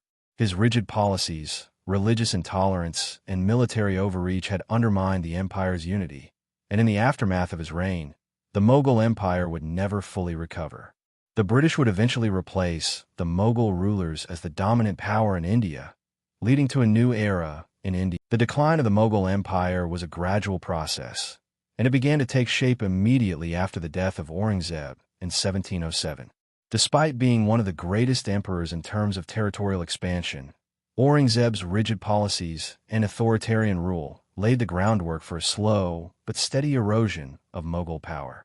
His death marked the beginning of the empire's fragmentation, as political instability and weak leadership began to affect the once great empire. The succession crisis that followed Aurangzeb's death exacerbated the political instability within the empire. Bahadur Shah I, who succeeded his father, was an able and moderate ruler, but lacked the military prowess and political strength needed to govern such a vast and diverse empire. His reign was characterized by attempts to consolidate power, but his relatively weak leadership led to the fragmentation of central authority. The Mughal Empire, which had once been a tightly knit political entity, now saw regional powers and provincial governors asserting more autonomy, further undermining the emperor's authority. The nobility, which had once been a pillar of Mughal governance, began to lose its loyalty to the emperor. The elite factions within the Mughal court, once united in their service to the emperor, became increasingly fragmented, each pursuing its own interests. The weakening of the central authority led to a lack of coherent policymaking, and the empire's once effective administrative system began to crumble. The Mughal court became less powerful, and the empire's military prowess waned as well. Regional governors, or Nawab, became more powerful and independent, leading to a growing decentralization of the empire. The empire's economic troubles also contributed to the decline. Aurangzeb's constant military campaigns drained the empire's resources, and the subsequent instability under Bahadur Shah and his successors further weakened the Mughal treasury. The financial burdens of maintaining a vast empire, along with the strain of constant military conflict, began to take a toll on the once thriving Mughal economy. Trade routes, which had once been the lifeblood of the Mughal economy, were now threatened by the rising power of regional kingdoms and European colonial interests. Furthermore, religious tensions, particularly with the Marathas, Rajputs, and Sikhs continued to fester.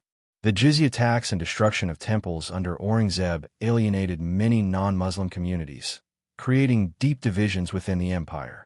The Marathas, in particular, became a powerful force in the Deccan, and their guerrilla warfare tactics posed a growing challenge to Mughal control. The Mughal Empire, once renowned for its vast wealth and prosperity, began to suffer significant economic struggles in the years following Aurangzeb's death. The primary cause of these troubles was the continuous warfare that drained the empire's resources, both financially and humanly. Aurangzeb's constant military campaigns, particularly his lengthy wars in the Deccan and against the Marathas, had stretched the empire's finances to the breaking point. The military expenditure, which had already been a significant burden during Aurangzeb's reign, continued to escalate during the subsequent years. These wars, combined with the empire's inefficient taxation system, placed an enormous strain on the Mughal treasury. The local nobility, increasingly autonomous, no longer contributed as faithfully to the central exchequer, leading to a reduced flow of revenue to the imperial capital. The jizya tax, reintroduced by Aurangzeb, had already alienated many non-Muslim communities, especially Hindus, further exacerbating the economic difficulties. Moreover, regional rulers and independent factions began to assert their dominance, often refusing to pay taxes or provide military support to the Mughal government. The Marathas, in particular, not only sapped resources through their continuous raids into Mughal territories, but also disrupted the trade routes that were vital to the Mughal economy. As the Marathas grew in power, they severely affected agricultural production, one of the empire's main sources of wealth. In addition to the strain on military and economic resources, the empire's trade routes also began to lose their significance. The rise of European colonial powers, particularly the British and the Dutch, began to disrupt Mughal control over vital Indian Ocean trade routes. The British East India Company, in particular, increasingly gained influence, controlling key ports and competing with the Mughal Empire in global trade.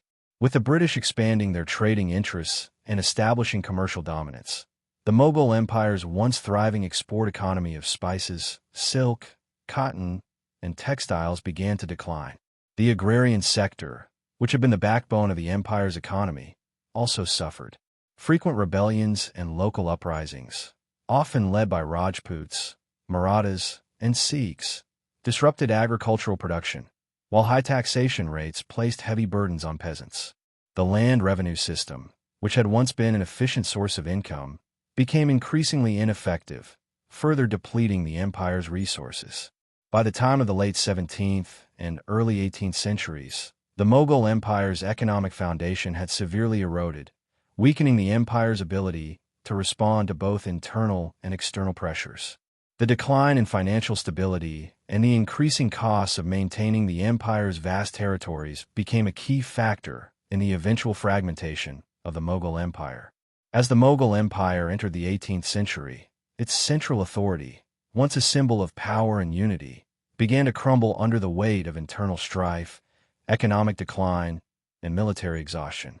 The most significant development in the decline of the empire was the rise of regional powers, which increasingly asserted their independence from the central Mughal government. These regional kingdoms, which had once been subordinate to the emperor, began to challenge Mughal control and eventually fragmented the once unified empire. One of the earliest signs of this fragmentation was the growing power of the Marathas, who, under Shivaji and his successors, began to carve out a large and influential territory in the Deccan. While the Marathas had already been a thorn in the Mughal side during Aurangzeb's reign, their power grew exponentially after his death. The Maratha Confederacy expanded its reach across much of the western and central parts of India, conducting raids into Mughal territory, capturing key cities, and undermining Mughal authority in the region. Despite some Mughal attempts to counter the Maratha threat, including campaigns led by Aurangzeb, the Marathas proved to be a persistent force that continued to expand their power long after Aurangzeb's death. In addition to the Marathas, the Rajputs, once loyal allies of the Mughal emperors, began to assert their independence in the Rajasthan region. The Rajputs, who had long been incorporated into the Mughal administrative system, grew increasingly resentful of the empire's policies, particularly Aurangzeb's religious intolerance and his destruction of temples. Rajput rulers began to challenge Mughal rule, and many formed alliances with other regional powers to resist Mughal control. The decline of Mughal authority in the Rajput territories further contributed to the fragmentation of the empire. The Sikh Empire, too, began to emerge as a powerful regional force in the Punjab under Guru Gobind Singh and later his successors. The Sikhs had long been oppressed by Mughal rulers, especially during Aurangzeb's reign, and their resistance movements gained momentum after his death. The Sikhs not only resisted Mughal religious policies, but also began to establish their own independent political and military presence in the north, further eroding Mughal control in the region. Additionally, the Nizams of Hyderabad and the Mysore kingdom in the south began to break away from Mughal control, establishing their own dynasties and ruling over large territories.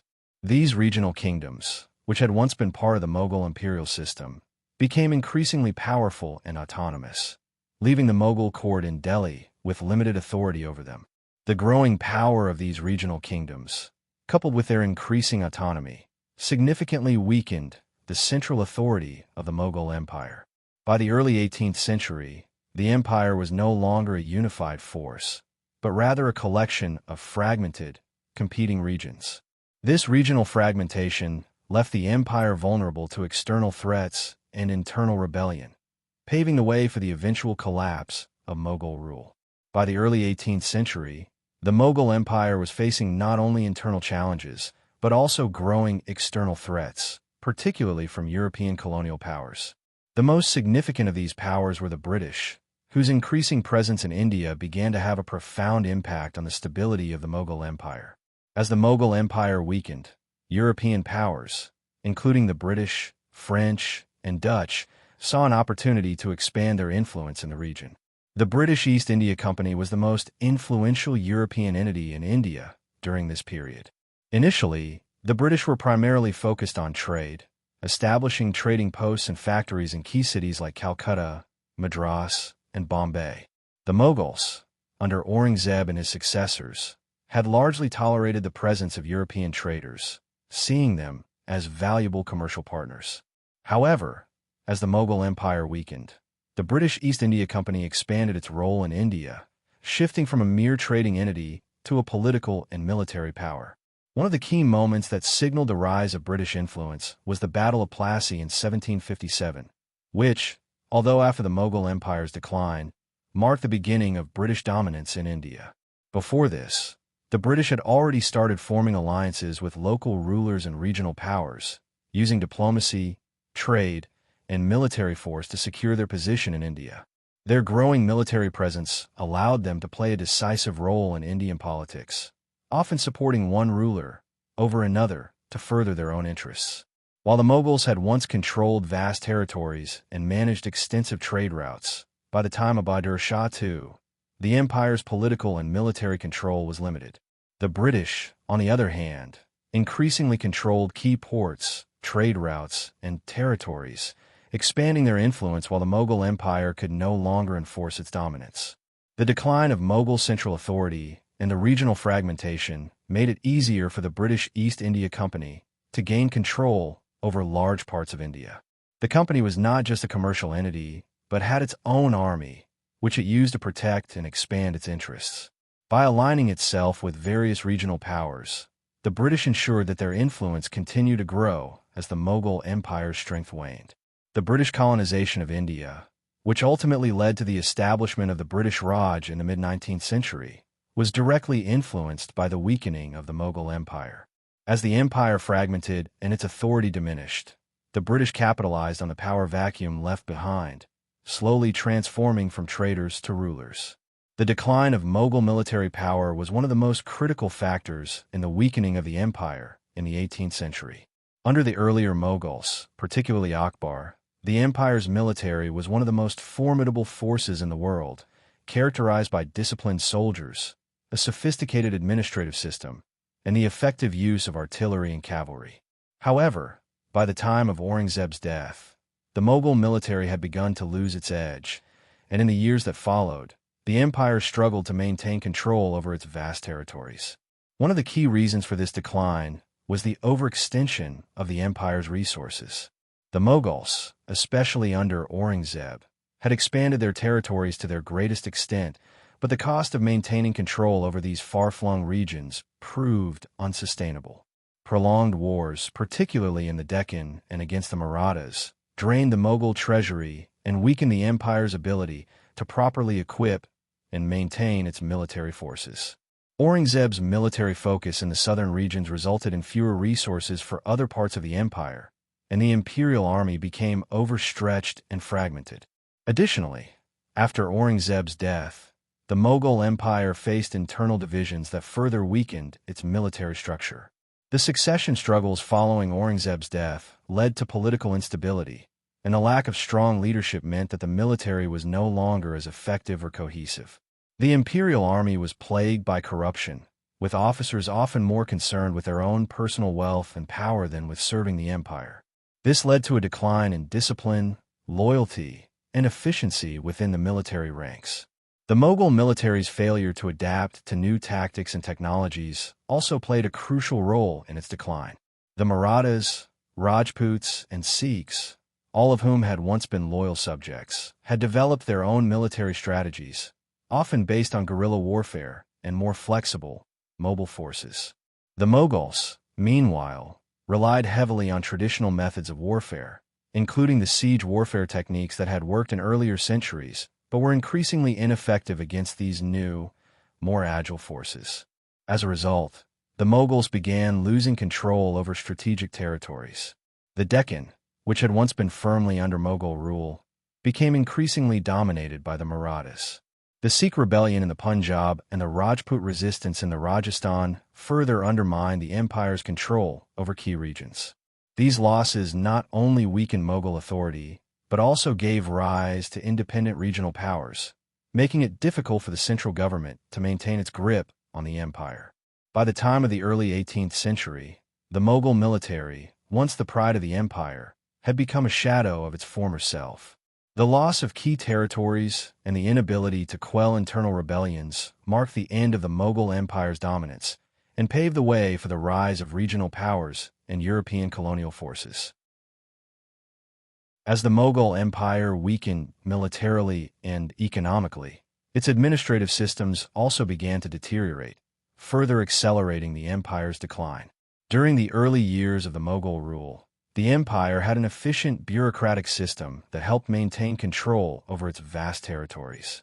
Akbar had set the foundation for a centralized administrative system that relied on the Mansabdari system, which organized the military and civil bureaucracy based on rank. However, by the early 18th century, the once effective administrative machinery was showing signs of collapse, contributing to the empire's fragmentation. One of the most significant problems was corruption within the Mughal bureaucracy.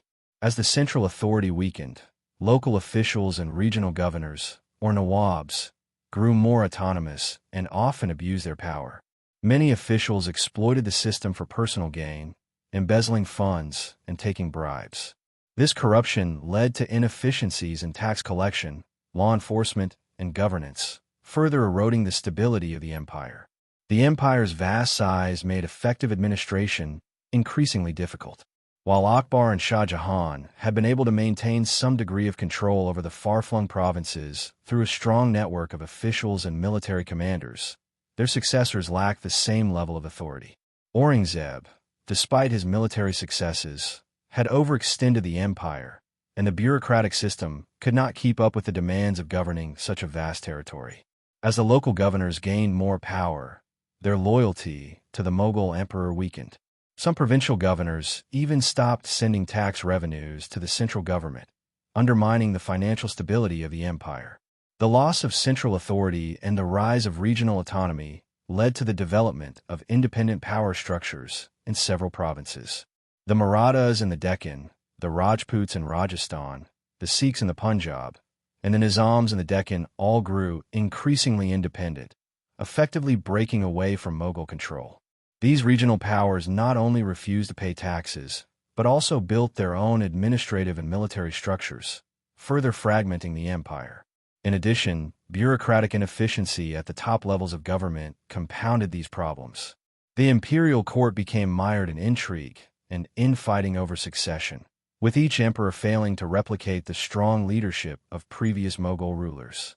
Bahadur Shah I, who succeeded Aurangzeb, was unable to hold the empire together, and his reign marked the beginning of the end of effective Mughal rule. The loss of administrative coherence meant that the empire could no longer maintain a unified political system. The decline of the Mughal bureaucracy, coupled with the rise of regional autonomy, left the empire vulnerable to internal divisions and external challenges. The imperial center, once a powerful and organized institution, became increasingly irrelevant as provincial powers and external forces, like the British East India Company, began to fill the power vacuum. The British East India Company arrived in India in the early 17th century, initially as a trading corporation focused on establishing a foothold in the lucrative spice and textile trade. The Mughal Empire, under emperors like Akbar and Shah Jahan, was at its height of prosperity, and the Mughal rulers initially welcomed the presence of European traders, seeing them as sources of wealth and commercial opportunity. The British, along with other European powers such as the Portuguese, Dutch, and French, sought to tap into the vast resources and wealth of India, especially in key cities like Surat, Calcutta, Madras, and Bombay. However, as the Mughal Empire began to weaken in the late 17th century, the British East India Company began to gain more than just economic foothold. By the time of Aurangzeb's death in 1707, the Mughal Empire was embroiled in military overextension and political instability, which provided the European powers with an opportunity to expand their influence. The British East India Company, initially concerned with trade and commerce, soon became embroiled in local politics, as the weakening Mughal state created a power vacuum. The British East India Company grew in influence over the decades, particularly in the aftermath of the War of Austrian Succession, 1740 to 1748, and the Seven Years' War, 1756 to 1763, which significantly shifted the balance of power in India. The company had established itself as a military and political force by the mid-18th century. Although the Mughal Empire technically still held nominal power over much of India, the Mughals were increasingly unable to assert real authority over their own territories. The decline of the Mughal Empire and the fragmentation of its territory were further accelerated by the internal strife that followed Aurangzeb's death. With the rise of regional powers, such as the Marathas, Sikhs, Rajputs, and Nizams, the Mughal rulers had to focus on maintaining control over rebellious provinces and internal conflicts. This left them vulnerable to external powers like the British, who capitalized on the Mughal Empire's weakening military and fragmented governance. The British, through the East India Company, began to form alliances with local rulers, making them influential players in the politics of India. They used both diplomacy and military might to secure trading privileges, establish forts, and gain political control, all while the Mughal emperor in Delhi was increasingly a figurehead with little real power.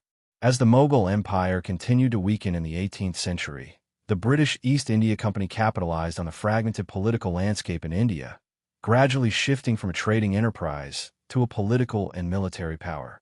The company's ability to exploit the instability of the Mughal Empire, combined with its superior military tactics and the resources at its disposal, allowed it to assert increasing control over Indian territories. One of the earliest milestones in the company's rise to power was its involvement in the Battle of Plassey in 1757. This decisive battle marked the beginning of British political dominance in India. The Battle of Plassey occurred between the British-led forces, under the command of Robert Clive, and the Bengali Nawab, Siraj-ud-Dowlah, who had been aligned with the Mughal Empire.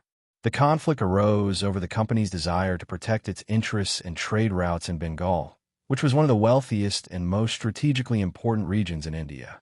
The battle itself was largely decided through treachery within Siraj-ud-Dowlah's ranks, as some of his commanders defected to the British side. The British East India Company's victory at Plassey allowed them to establish greater control over Bengal and gave them the authority to collect revenue from the region. This was a turning point for the company, as it was now able to exercise military and political power on a larger scale, effectively supplanting Mughal rule in the region. The company's success at Plassey was followed by other military victories, including the Battle of Buxar in 1764, which further solidified British control in northern India. In this battle, the British East India Company faced a coalition of Indian rulers, including the Mughal emperor's forces, the Nawab of Oudh, and the Bengal ruler. The company's victory gave them the authority to administer Bengal, a critical part of the Mughal Empire's territory. Through these military interventions, the British East India Company not only strengthened its control over key regions, but also gained the right to appoint rulers and collect taxes on behalf of the Mughal emperor. The British used a combination of diplomatic maneuvering and military power to replace Mughal authority with their own, making the Mughal emperor in Delhi increasingly irrelevant. As the 18th century progressed, the British East India Company further expanded its influence, establishing itself as the dominant power in India. It formed alliances with local rulers, often offering military support in exchange for political influence, and continued to exploit the internal divisions within the Mughal Empire and the growing regional rivalries. By the late 18th century, the British East India Company had firmly established itself as a dominant political and military power in India. Though the Mughal emperor still held nominal authority, the British were the true rulers, controlling vast regions of the subcontinent through a combination of military strength, diplomatic alliances, and the weakening Mughal structure. The decline of the Mughal Empire, coupled with the continued fragmentation of regional powers, created a power vacuum that the British East India Company capitalized on, gradually consolidating its rule over large swaths of India. After their victories in Plassey, 1757, and Buxar, 1764, the British East India Company gained the authority to collect taxes and govern large territories, particularly in Bengal.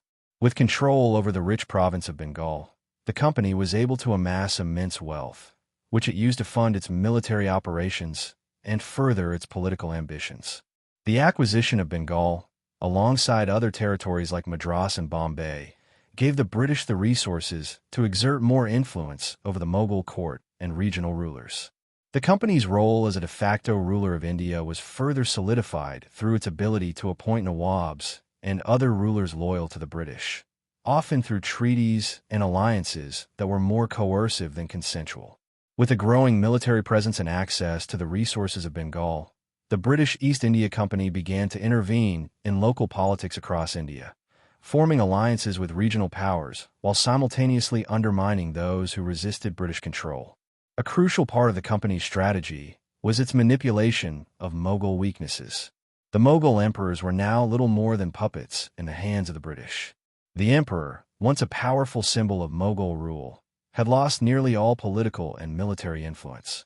The Emperor Shah Alam II, R. 1712 to 1788, for example, was a figurehead who relied on the British for protection from other regional powers like the Marathas and the Nawabs of Oudh. By offering protection to the Mughal emperor and appointing British-friendly officials, the British ensured the continuation of the Mughal monarchy as a nominal figure, while exercising the real power behind the scenes. The British also expanded their influence over Indian society, establishing an economic system that favored British trade and industry. They implemented policies that allowed the East India Company to control trade networks, both within India and with other parts of the world. This allowed them to export India's wealth to Britain, further increasing their influence and establishing a colonial economy that relied on Indian resources. As the 18th century progressed, the Mughal Empire's power continued to deteriorate, and the once mighty empire that had controlled much of India became increasingly fragmented. After Aurangzeb's death in 1707, the Mughal state began to unravel. While the Mughal emperor remained a symbol of authority, the real power gradually shifted away from the imperial court in Delhi, weakening the empire's grip on its territories. The Mughal emperors became mere puppets in the hands of regional rulers and external powers.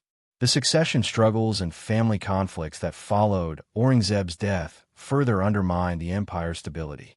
Successive Mughal emperors, such as Bahadur Shah I and Jahangir Shah, were weak rulers with little political or military influence.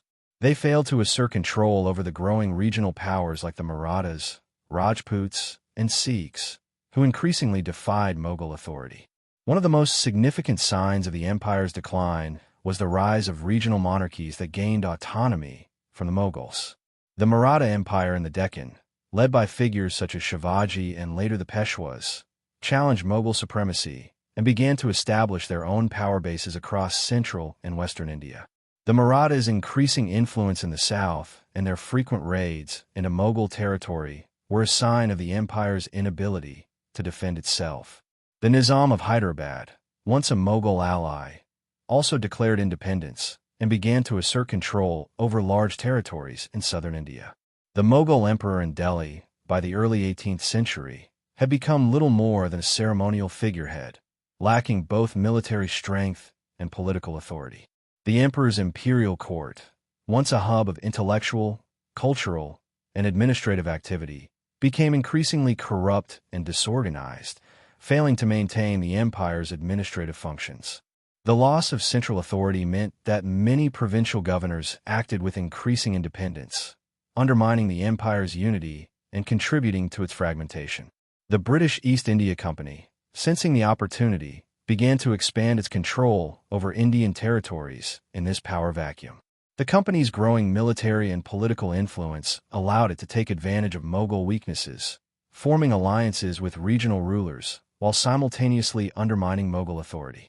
The British strategically exploited divisions within the Mughal Empire, aligning with factions that opposed the central Mughal government and gradually increasing their own power.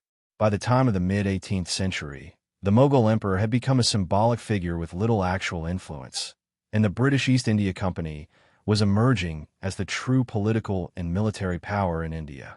The British were no longer just traders. They were now masters of Indian territories, using their influence to establish their dominance over the region. By the mid-18th century, the Mughal emperor had transformed from a powerful ruler to a mere figurehead, a symbol of royal authority with very little actual power. The British East India Company, recognizing this shift, capitalized on the emperor's diminishing influence by positioning themselves as protectors and stewards of the Mughal legacy. This strategic move helped the British to further legitimize their rule over India in the eyes of both the local population and the broader world. The Mughal emperors had once been the embodiment of imperial strength, overseeing an empire that spanned much of the Indian subcontinent. However, by the time of Shah Alam II, r. 1712 to 1788, the emperor's role had become largely ceremonial. After the devastating defeat at the Battle of Buxar in 1764, in which the British East India Company triumphed over a coalition of Indian rulers, including the Mughal emperor's forces, the Mughal emperor was left increasingly powerless. Shah Alam II, though still technically the emperor, was unable to exercise control over large swathes of India. His reign was characterized by foreign intervention, specifically from the British, who positioned themselves as the emperor's protectors. In 1765, Shah Alam granted the Diwani rights, the right to collect revenue, of Bengal to the British East India Company, a significant step that solidified British control over Bengal. This was done under the pretext of the Mughal emperor needing British assistance to defend his throne against other regional powers, notably the Marathas and Nawabs. The British used the Mughal emperor's symbolic authority to their advantage, presenting themselves as the legitimate rulers of India by aligning with the Mughal court. The emperor, although powerless, still held great prestige, and British officials maintained the illusion that they were governing on his behalf. For many Indians, the presence of the Mughal emperor lent credibility and respectability to British rule, especially in the eyes of those loyal to the imperial legacy. The Mughal court, with its rich cultural history, became a useful tool for the British to cultivate an image of benevolent and legitimate rule. The British continued to use the Mughal emperor as a puppet figure throughout much of the 18th century. Shah Alam II's dependence on British protection during the Maratha Wars and his later move to Delhi under British supervision in the 1770s reinforced the perception that British authority had supplanted the emperor's. Despite this, the Mughal emperor's name was still invoked in official British documents, coinage, and ceremonial matters to maintain the semblance of traditional rule. The British manipulation of the Mughal emperor's symbolic power played a critical role in legitimizing their control over India. By maintaining the emperor's position, albeit in a subjugated form, the British could present themselves as rulers who respected tradition, while simultaneously dismantling the Mughal system from within. As the Mughal Empire continued to fragment in the 18th century, regional powers like the Marathas, Rajputs, and Sikhs emerged as major forces that effectively challenged Mughal authority. These regional powers, who had once been subjugated under Mughal rule, began to assert their independence and expand their influence across India.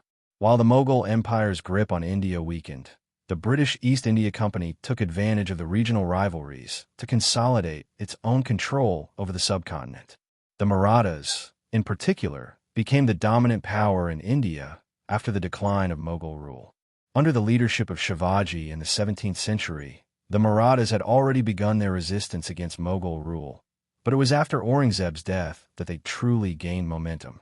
The Maratha Confederacy, a loose coalition of Maratha chiefs and Peshwas, prime ministers, expanded their territories across much of central and western India, including Madhya Pradesh, Maharashtra, and parts of Karnataka. The Marathas were able to harass Mughal territories and conduct successful guerrilla warfare campaigns, chipping away at Mughal control in key regions. Their ability to operate outside the traditional Mughal military system allowed them to capture major Mughal cities and threaten Delhi itself. By the 1750s, the Marathas had become a formidable force that the Mughal emperors could no longer control or effectively defeat. Despite some temporary attempts by the Mughals to regain control over the Marathas, the Mughal Empire's military was too overstretched to effectively challenge their expansion. The Rajputs, historically allies of the Mughal Empire, also began to assert their independence during the 18th century. Discontented with Mughal policies, particularly Aurangzeb's religious intolerance, many Rajput rulers started resisting Mughal authority, especially in regions like Rajasthan. Their struggle for autonomy from the Mughals further eroded the empire's influence, as the Mughal emperor's ability to maintain control over the Rajputs weakened. At the same time, the Sikhs in the north, particularly under the leadership of Guru Gobind Singh, rose in defiance of Mughal rule.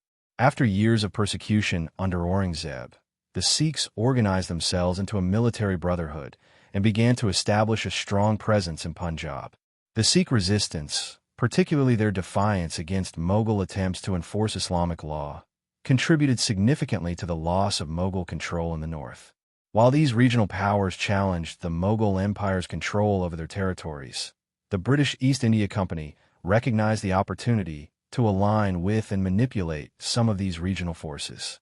Through alliances with local rulers, as well as military intervention in regional conflicts, the British managed to play a pivotal role in shaping the political landscape. This not only allowed the British to secure key territories, but also helped them to further undermine the Mughals, who were already weakened by internal strife and military challenges. The combined effect of the Marathas, Rajputs, and Sikhs asserting their independence, and the British exploiting these divisions, contributed to the collapse of Mughal authority. With regional powers weakening the Mughal state from within, and the British using their growing influence to establish dominance, the Mughal Empire's control over India continued to erode, eventually paving the way for British colonization. As the Mughal Empire continued to weaken in the 18th century, one of the most critical factors contributing to its downfall was the decline of its military power. Under the earlier Mughal emperors, the empire's military strength had been one of the most formidable in the world, allowing it to defend its vast territories and expand its influence. However, by the time of Aurangzeb's death and the subsequent political fragmentation, the Mughal military had become a shadow of its former self, unable to effectively defend its territories against both internal and external threats. Aurangzeb's constant military campaigns in the Deccan, the Maratha territories, and his ongoing struggles with the Rajputs and Sikhs had drained the Mughal treasury and stretched the empire's military resources to their limit. As a result, the Mughal army began to lose its cohesion, discipline, and effectiveness. After Aurangzeb's death, the lack of strong central leadership meant that there was no effective military command to rally the empire's forces in defense of Mughal territories. Internal divisions within the empire and regional rivalries further weakened the Mughal military, as many provinces were left to defend themselves without support from the central government. This decline in military effectiveness made the Mughal Empire vulnerable to the growing influence of the British East India Company, which had begun to consolidate its power in India. The British East India Company, originally a trading corporation, had developed its own private army, which gave it a significant advantage over local rulers and regional powers. With superior military organization and modern weaponry, the British were able to easily overpower local forces that were already weakened by constant internal strife. The British East India Company took advantage of the Mughal military's decline by intervening in regional conflicts and aligning itself with various Indian rulers. For example, in the Battle of Plassey, 1757, the British East India Company's forces, under the leadership of Robert Clive, defeated the forces of Siraj-ud-Daulah, the Nawab of Bengal. The British victory at Plassey was not just a military success. It was also a turning point that allowed the East India Company to establish military control over Bengal, one of the richest and most strategically important provinces in India. In the following decades, the British East India Company used its military power to expand its territories and influence, systematically dismantling Mughal control over vast regions of India. The Mughal military, unable to defend against the superior British forces, began to lose its grip on key cities like Delhi and Calcutta, which were increasingly under British control. The decline of Mughal military power, combined with the company's growing military and economic strength, contributed directly to the collapse of the Mughal Empire and the eventual rise of British colonial rule in India. By the early 19th century, the Mughal Empire had ceased to be a significant political force in India. The once great empire, which had ruled over much of the subcontinent for centuries, had been reduced to a mere shadow of its former self. The British East India Company, having already secured key territories through military and political maneuvering, now controlled much of India, with the Mughal emperor remaining only a figurehead in Delhi. The final blow to Mughal authority came in 1857, when the Indian Rebellion, also known as the Sepoy Mutiny, erupted across northern and central India. The rebellion, which was initially sparked by the Indian soldiers, sepoys, in the British East India Company's army, quickly spread to include a wide range of Indian nobility and common people who were disillusioned with British rule and the declining Mughal emperor's power. Despite initial successes in various regions, the rebellion was eventually crushed by the British. After the defeat of the mutineers, the British government took direct control of India from the East India Company in 1858. This marked the official end of the Mughal Empire and the beginning of the British Raj, a period of direct British colonial rule over India. The Mughal Emperor, Bahadur Shah II, was captured by the British, tried for his role in the rebellion, and exiled to Rangoon, modern-day Yangon, Myanmar. This effectively ended the Mughal dynasty that had ruled India for over 300 years. Following the end of the Mughal Empire, the British systematically dismantled the remnants of the Mughal administrative, military, and political systems, replacing them with their own structures of colonial governance. The Mughal emperor, once a symbol of power and authority, became nothing more than a puppet figure in the eyes of the British, and Delhi, the heart of the Mughal Empire, was transformed into a symbol of British dominance. The formal annexation of India by the British East India Company and the subsequent establishment of British rule marked the final chapter in the story of the Mughal Empire. What had once been the most powerful empire in the Indian subcontinent was now a colonial possession under British control. The British would rule India for nearly 200 years, until India gained independence in 1947. During this period, British policies reshaped India's political, economic, and social landscape, leaving a lasting impact on the region. The Mughal Empire, despite its decline, left behind a remarkable cultural legacy that shaped not only the Indian subcontinent, but also the broader world. The Mughals were great patrons of art, architecture, and literature, and their contributions have left an indelible mark on India's cultural landscape. One of the most enduring symbols of Mughal influence is their architecture. Under emperors like Akbar, Shah Jahan, and Jahangir, Mughal architecture reached new heights, blending Persian, Indian, and Central Asian design elements into a unique style.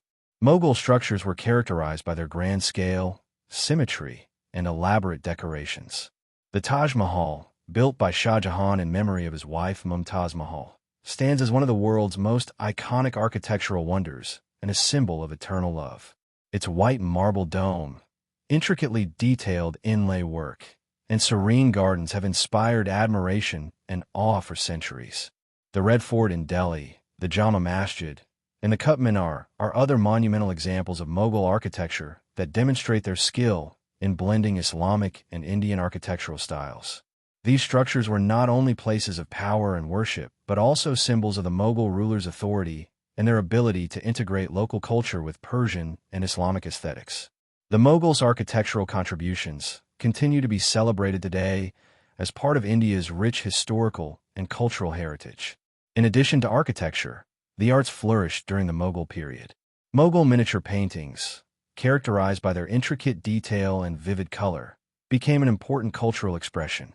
These paintings often depicted court life, historical events, and portraits of emperors and nobles. The Mughal court attracted artists from across the empire and beyond, creating a fusion of styles that blended Persian, Indian, and European influences. The works produced during this period continue to be highly valued by collectors and historians for their beauty and historical significance. The Mughal period also saw a rich development in literature, especially in Persian and Urdu. Emperors like Akbar and Jahangir encouraged the translation of important works into Persian, as well as the creation of historical chronicles like the Akbarnama, written by Abu al-Fazl. Persian poetry also flourished under the Mughal court, with poets such as Mirza Ghalib later gaining fame. The political legacy of the Mughal Empire left a significant imprint on the governance systems of India, both during the Mughal period and after the empire's decline. While the Mughal state eventually fragmented, the administrative structures and military organization they introduced laid the foundation for both subsequent Indian empires and British colonial governance. One of the most enduring contributions of the Mughal Empire was its administrative system, which was highly structured and efficient. The Mansabdari system, which categorized officials and military officers based on rank and responsibilities, ensured that the empire was governed in an organized and hierarchical manner. Under the Mansabdar system, local rulers, military leaders, and bureaucrats were appointed based on merit and loyalty to the emperor, rather than birthright or regional power. This system allowed the Mughals to maintain control over their vast territories, ensuring that the empire was well organized and centralized. The Mughals also implemented an advanced taxation system, which was crucial in sustaining their empire. The zamindari system allowed for the collection of revenue from agricultural lands, with local landowners serving as intermediaries between the state and the peasants. Though the system became corrupt over time, it was initially an effective way to manage the resources of the empire. The land revenue assessments, which were periodically reviewed, allowed the Mughal Empire to maintain a steady flow of income to fund its military campaigns, grand architectural projects, and cultural patronage. The military organization of the Mughals was another key component of their political legacy. The Mughal army was one of the most formidable military forces in the world during its time. It was highly organized, with a strong emphasis on artillery, cavalry, and infantry, and it was led by experienced commanders. The Mughals pioneered the use of firearms and gunpowder artillery, which gave them a significant advantage over their enemies. They also built a naval force to protect trade routes along India's coastlines. The highly effective Mughal military helped the empire maintain control over large territories, and the organizational practices in the Mughal military served as a model for later Indian and European armies. Even after the Mughal Empire began to decline, many of these administrative practices and military techniques were adopted by later rulers. For example, the Maratha Empire, which rose in opposition to the Mughals, incorporated elements of the Mughal military system.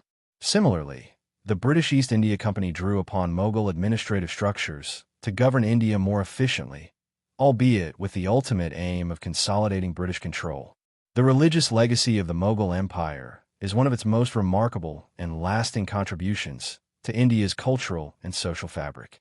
Unlike many contemporary empires, the Mughals were known for their religious tolerance, particularly during the reigns of emperors like Akbar, Jahangir, and Shah Jahan.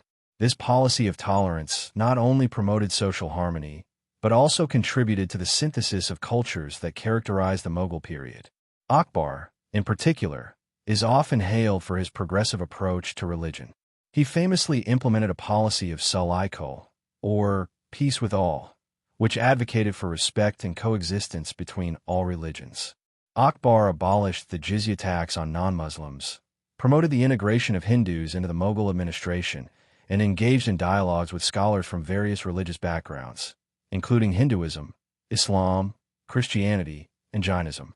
His court became a melting pot of religious ideas, and he even tried to establish a new syncretic religion, known as Din-i-Ilahi, which blended elements of various faiths, although it did not survive beyond his reign.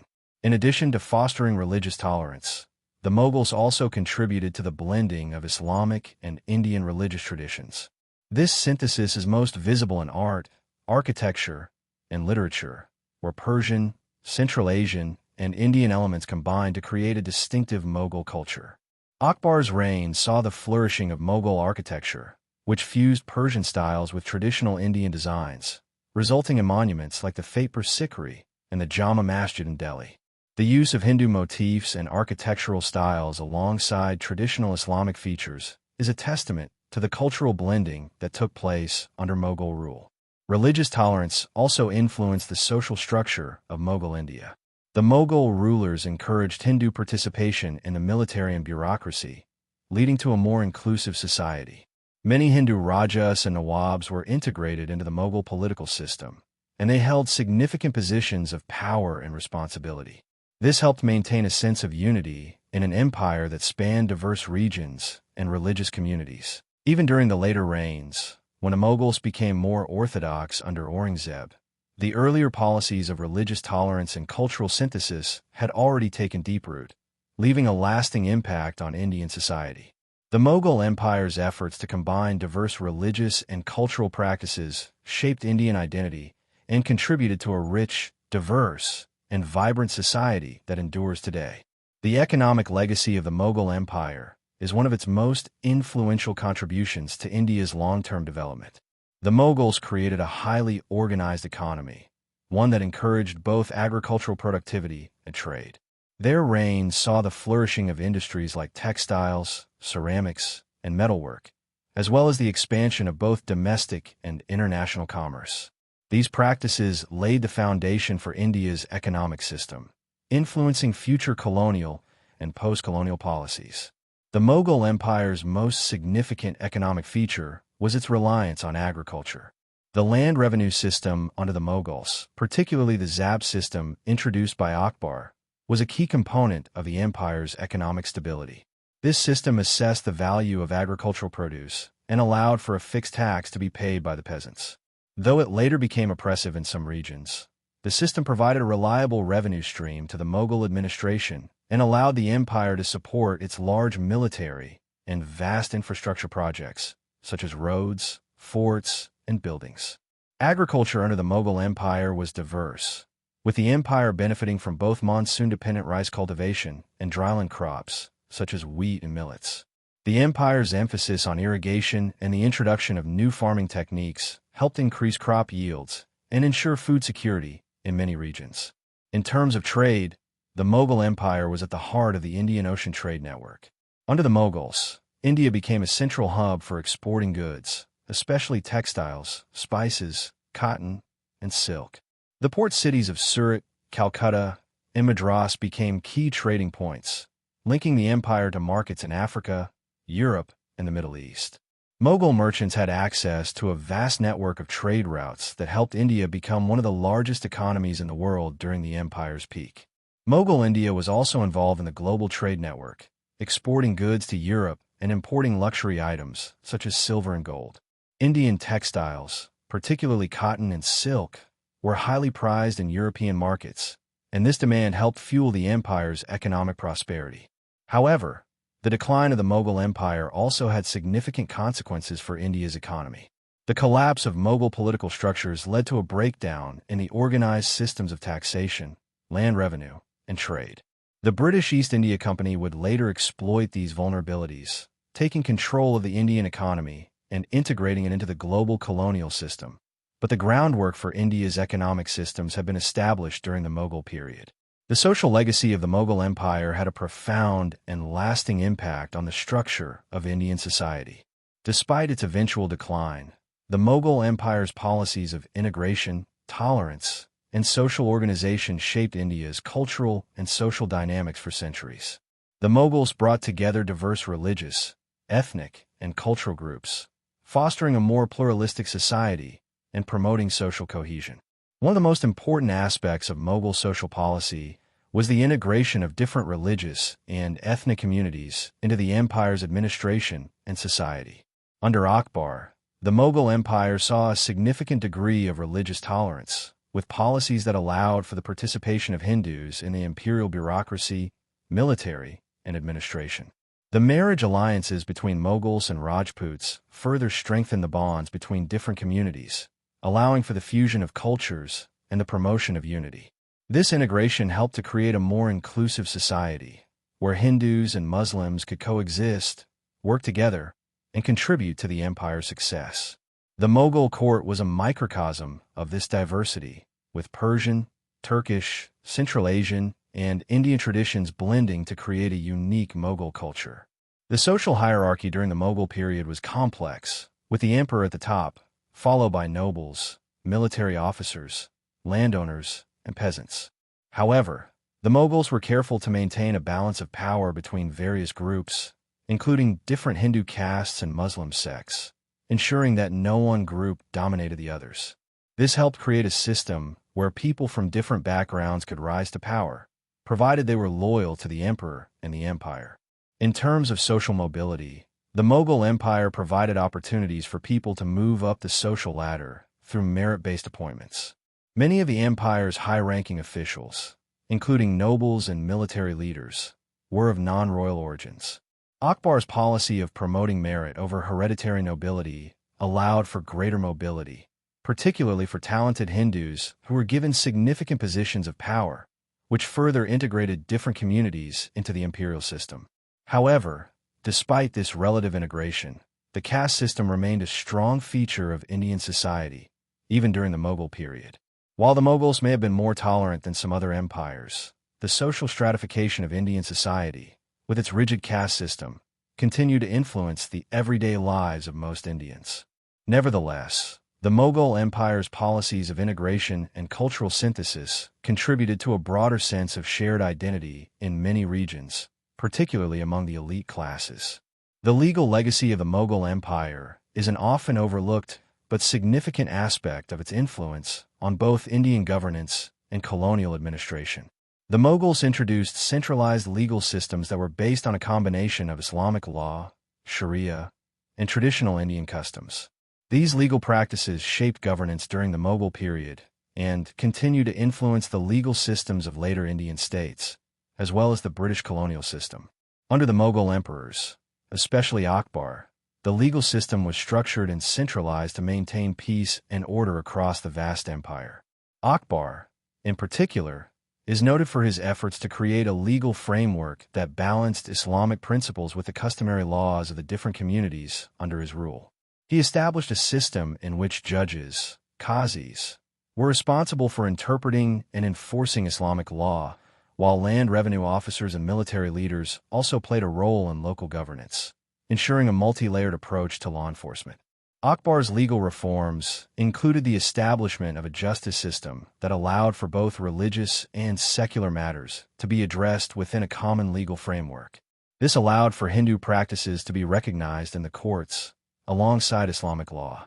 The emperor's willingness to incorporate local customs and traditions into legal practices ensured that the empire's laws were not only fair, but also widely accepted across various religious and cultural groups. In addition to Akbar's reforms, the Mughal legal system also incorporated elements of Persian and Turkish administrative practices, particularly regarding land revenue and the regulation of commerce.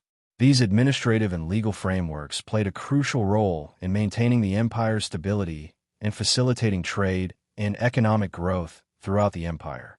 Despite the Mughals' emphasis on legal unity, the empire's eventual fragmentation meant that local rulers developed their own variations of legal practices. By the time of British rule, much of India's legal system, especially in rural areas, was governed by customary law, which was localized and influenced by regional traditions. When the British East India Company took control of India, they recognized the efficiency of the Mughal legal framework and incorporated it into their own governance structures. The British modified and codified Mughal law for their own purposes, adapting it to their colonial objectives.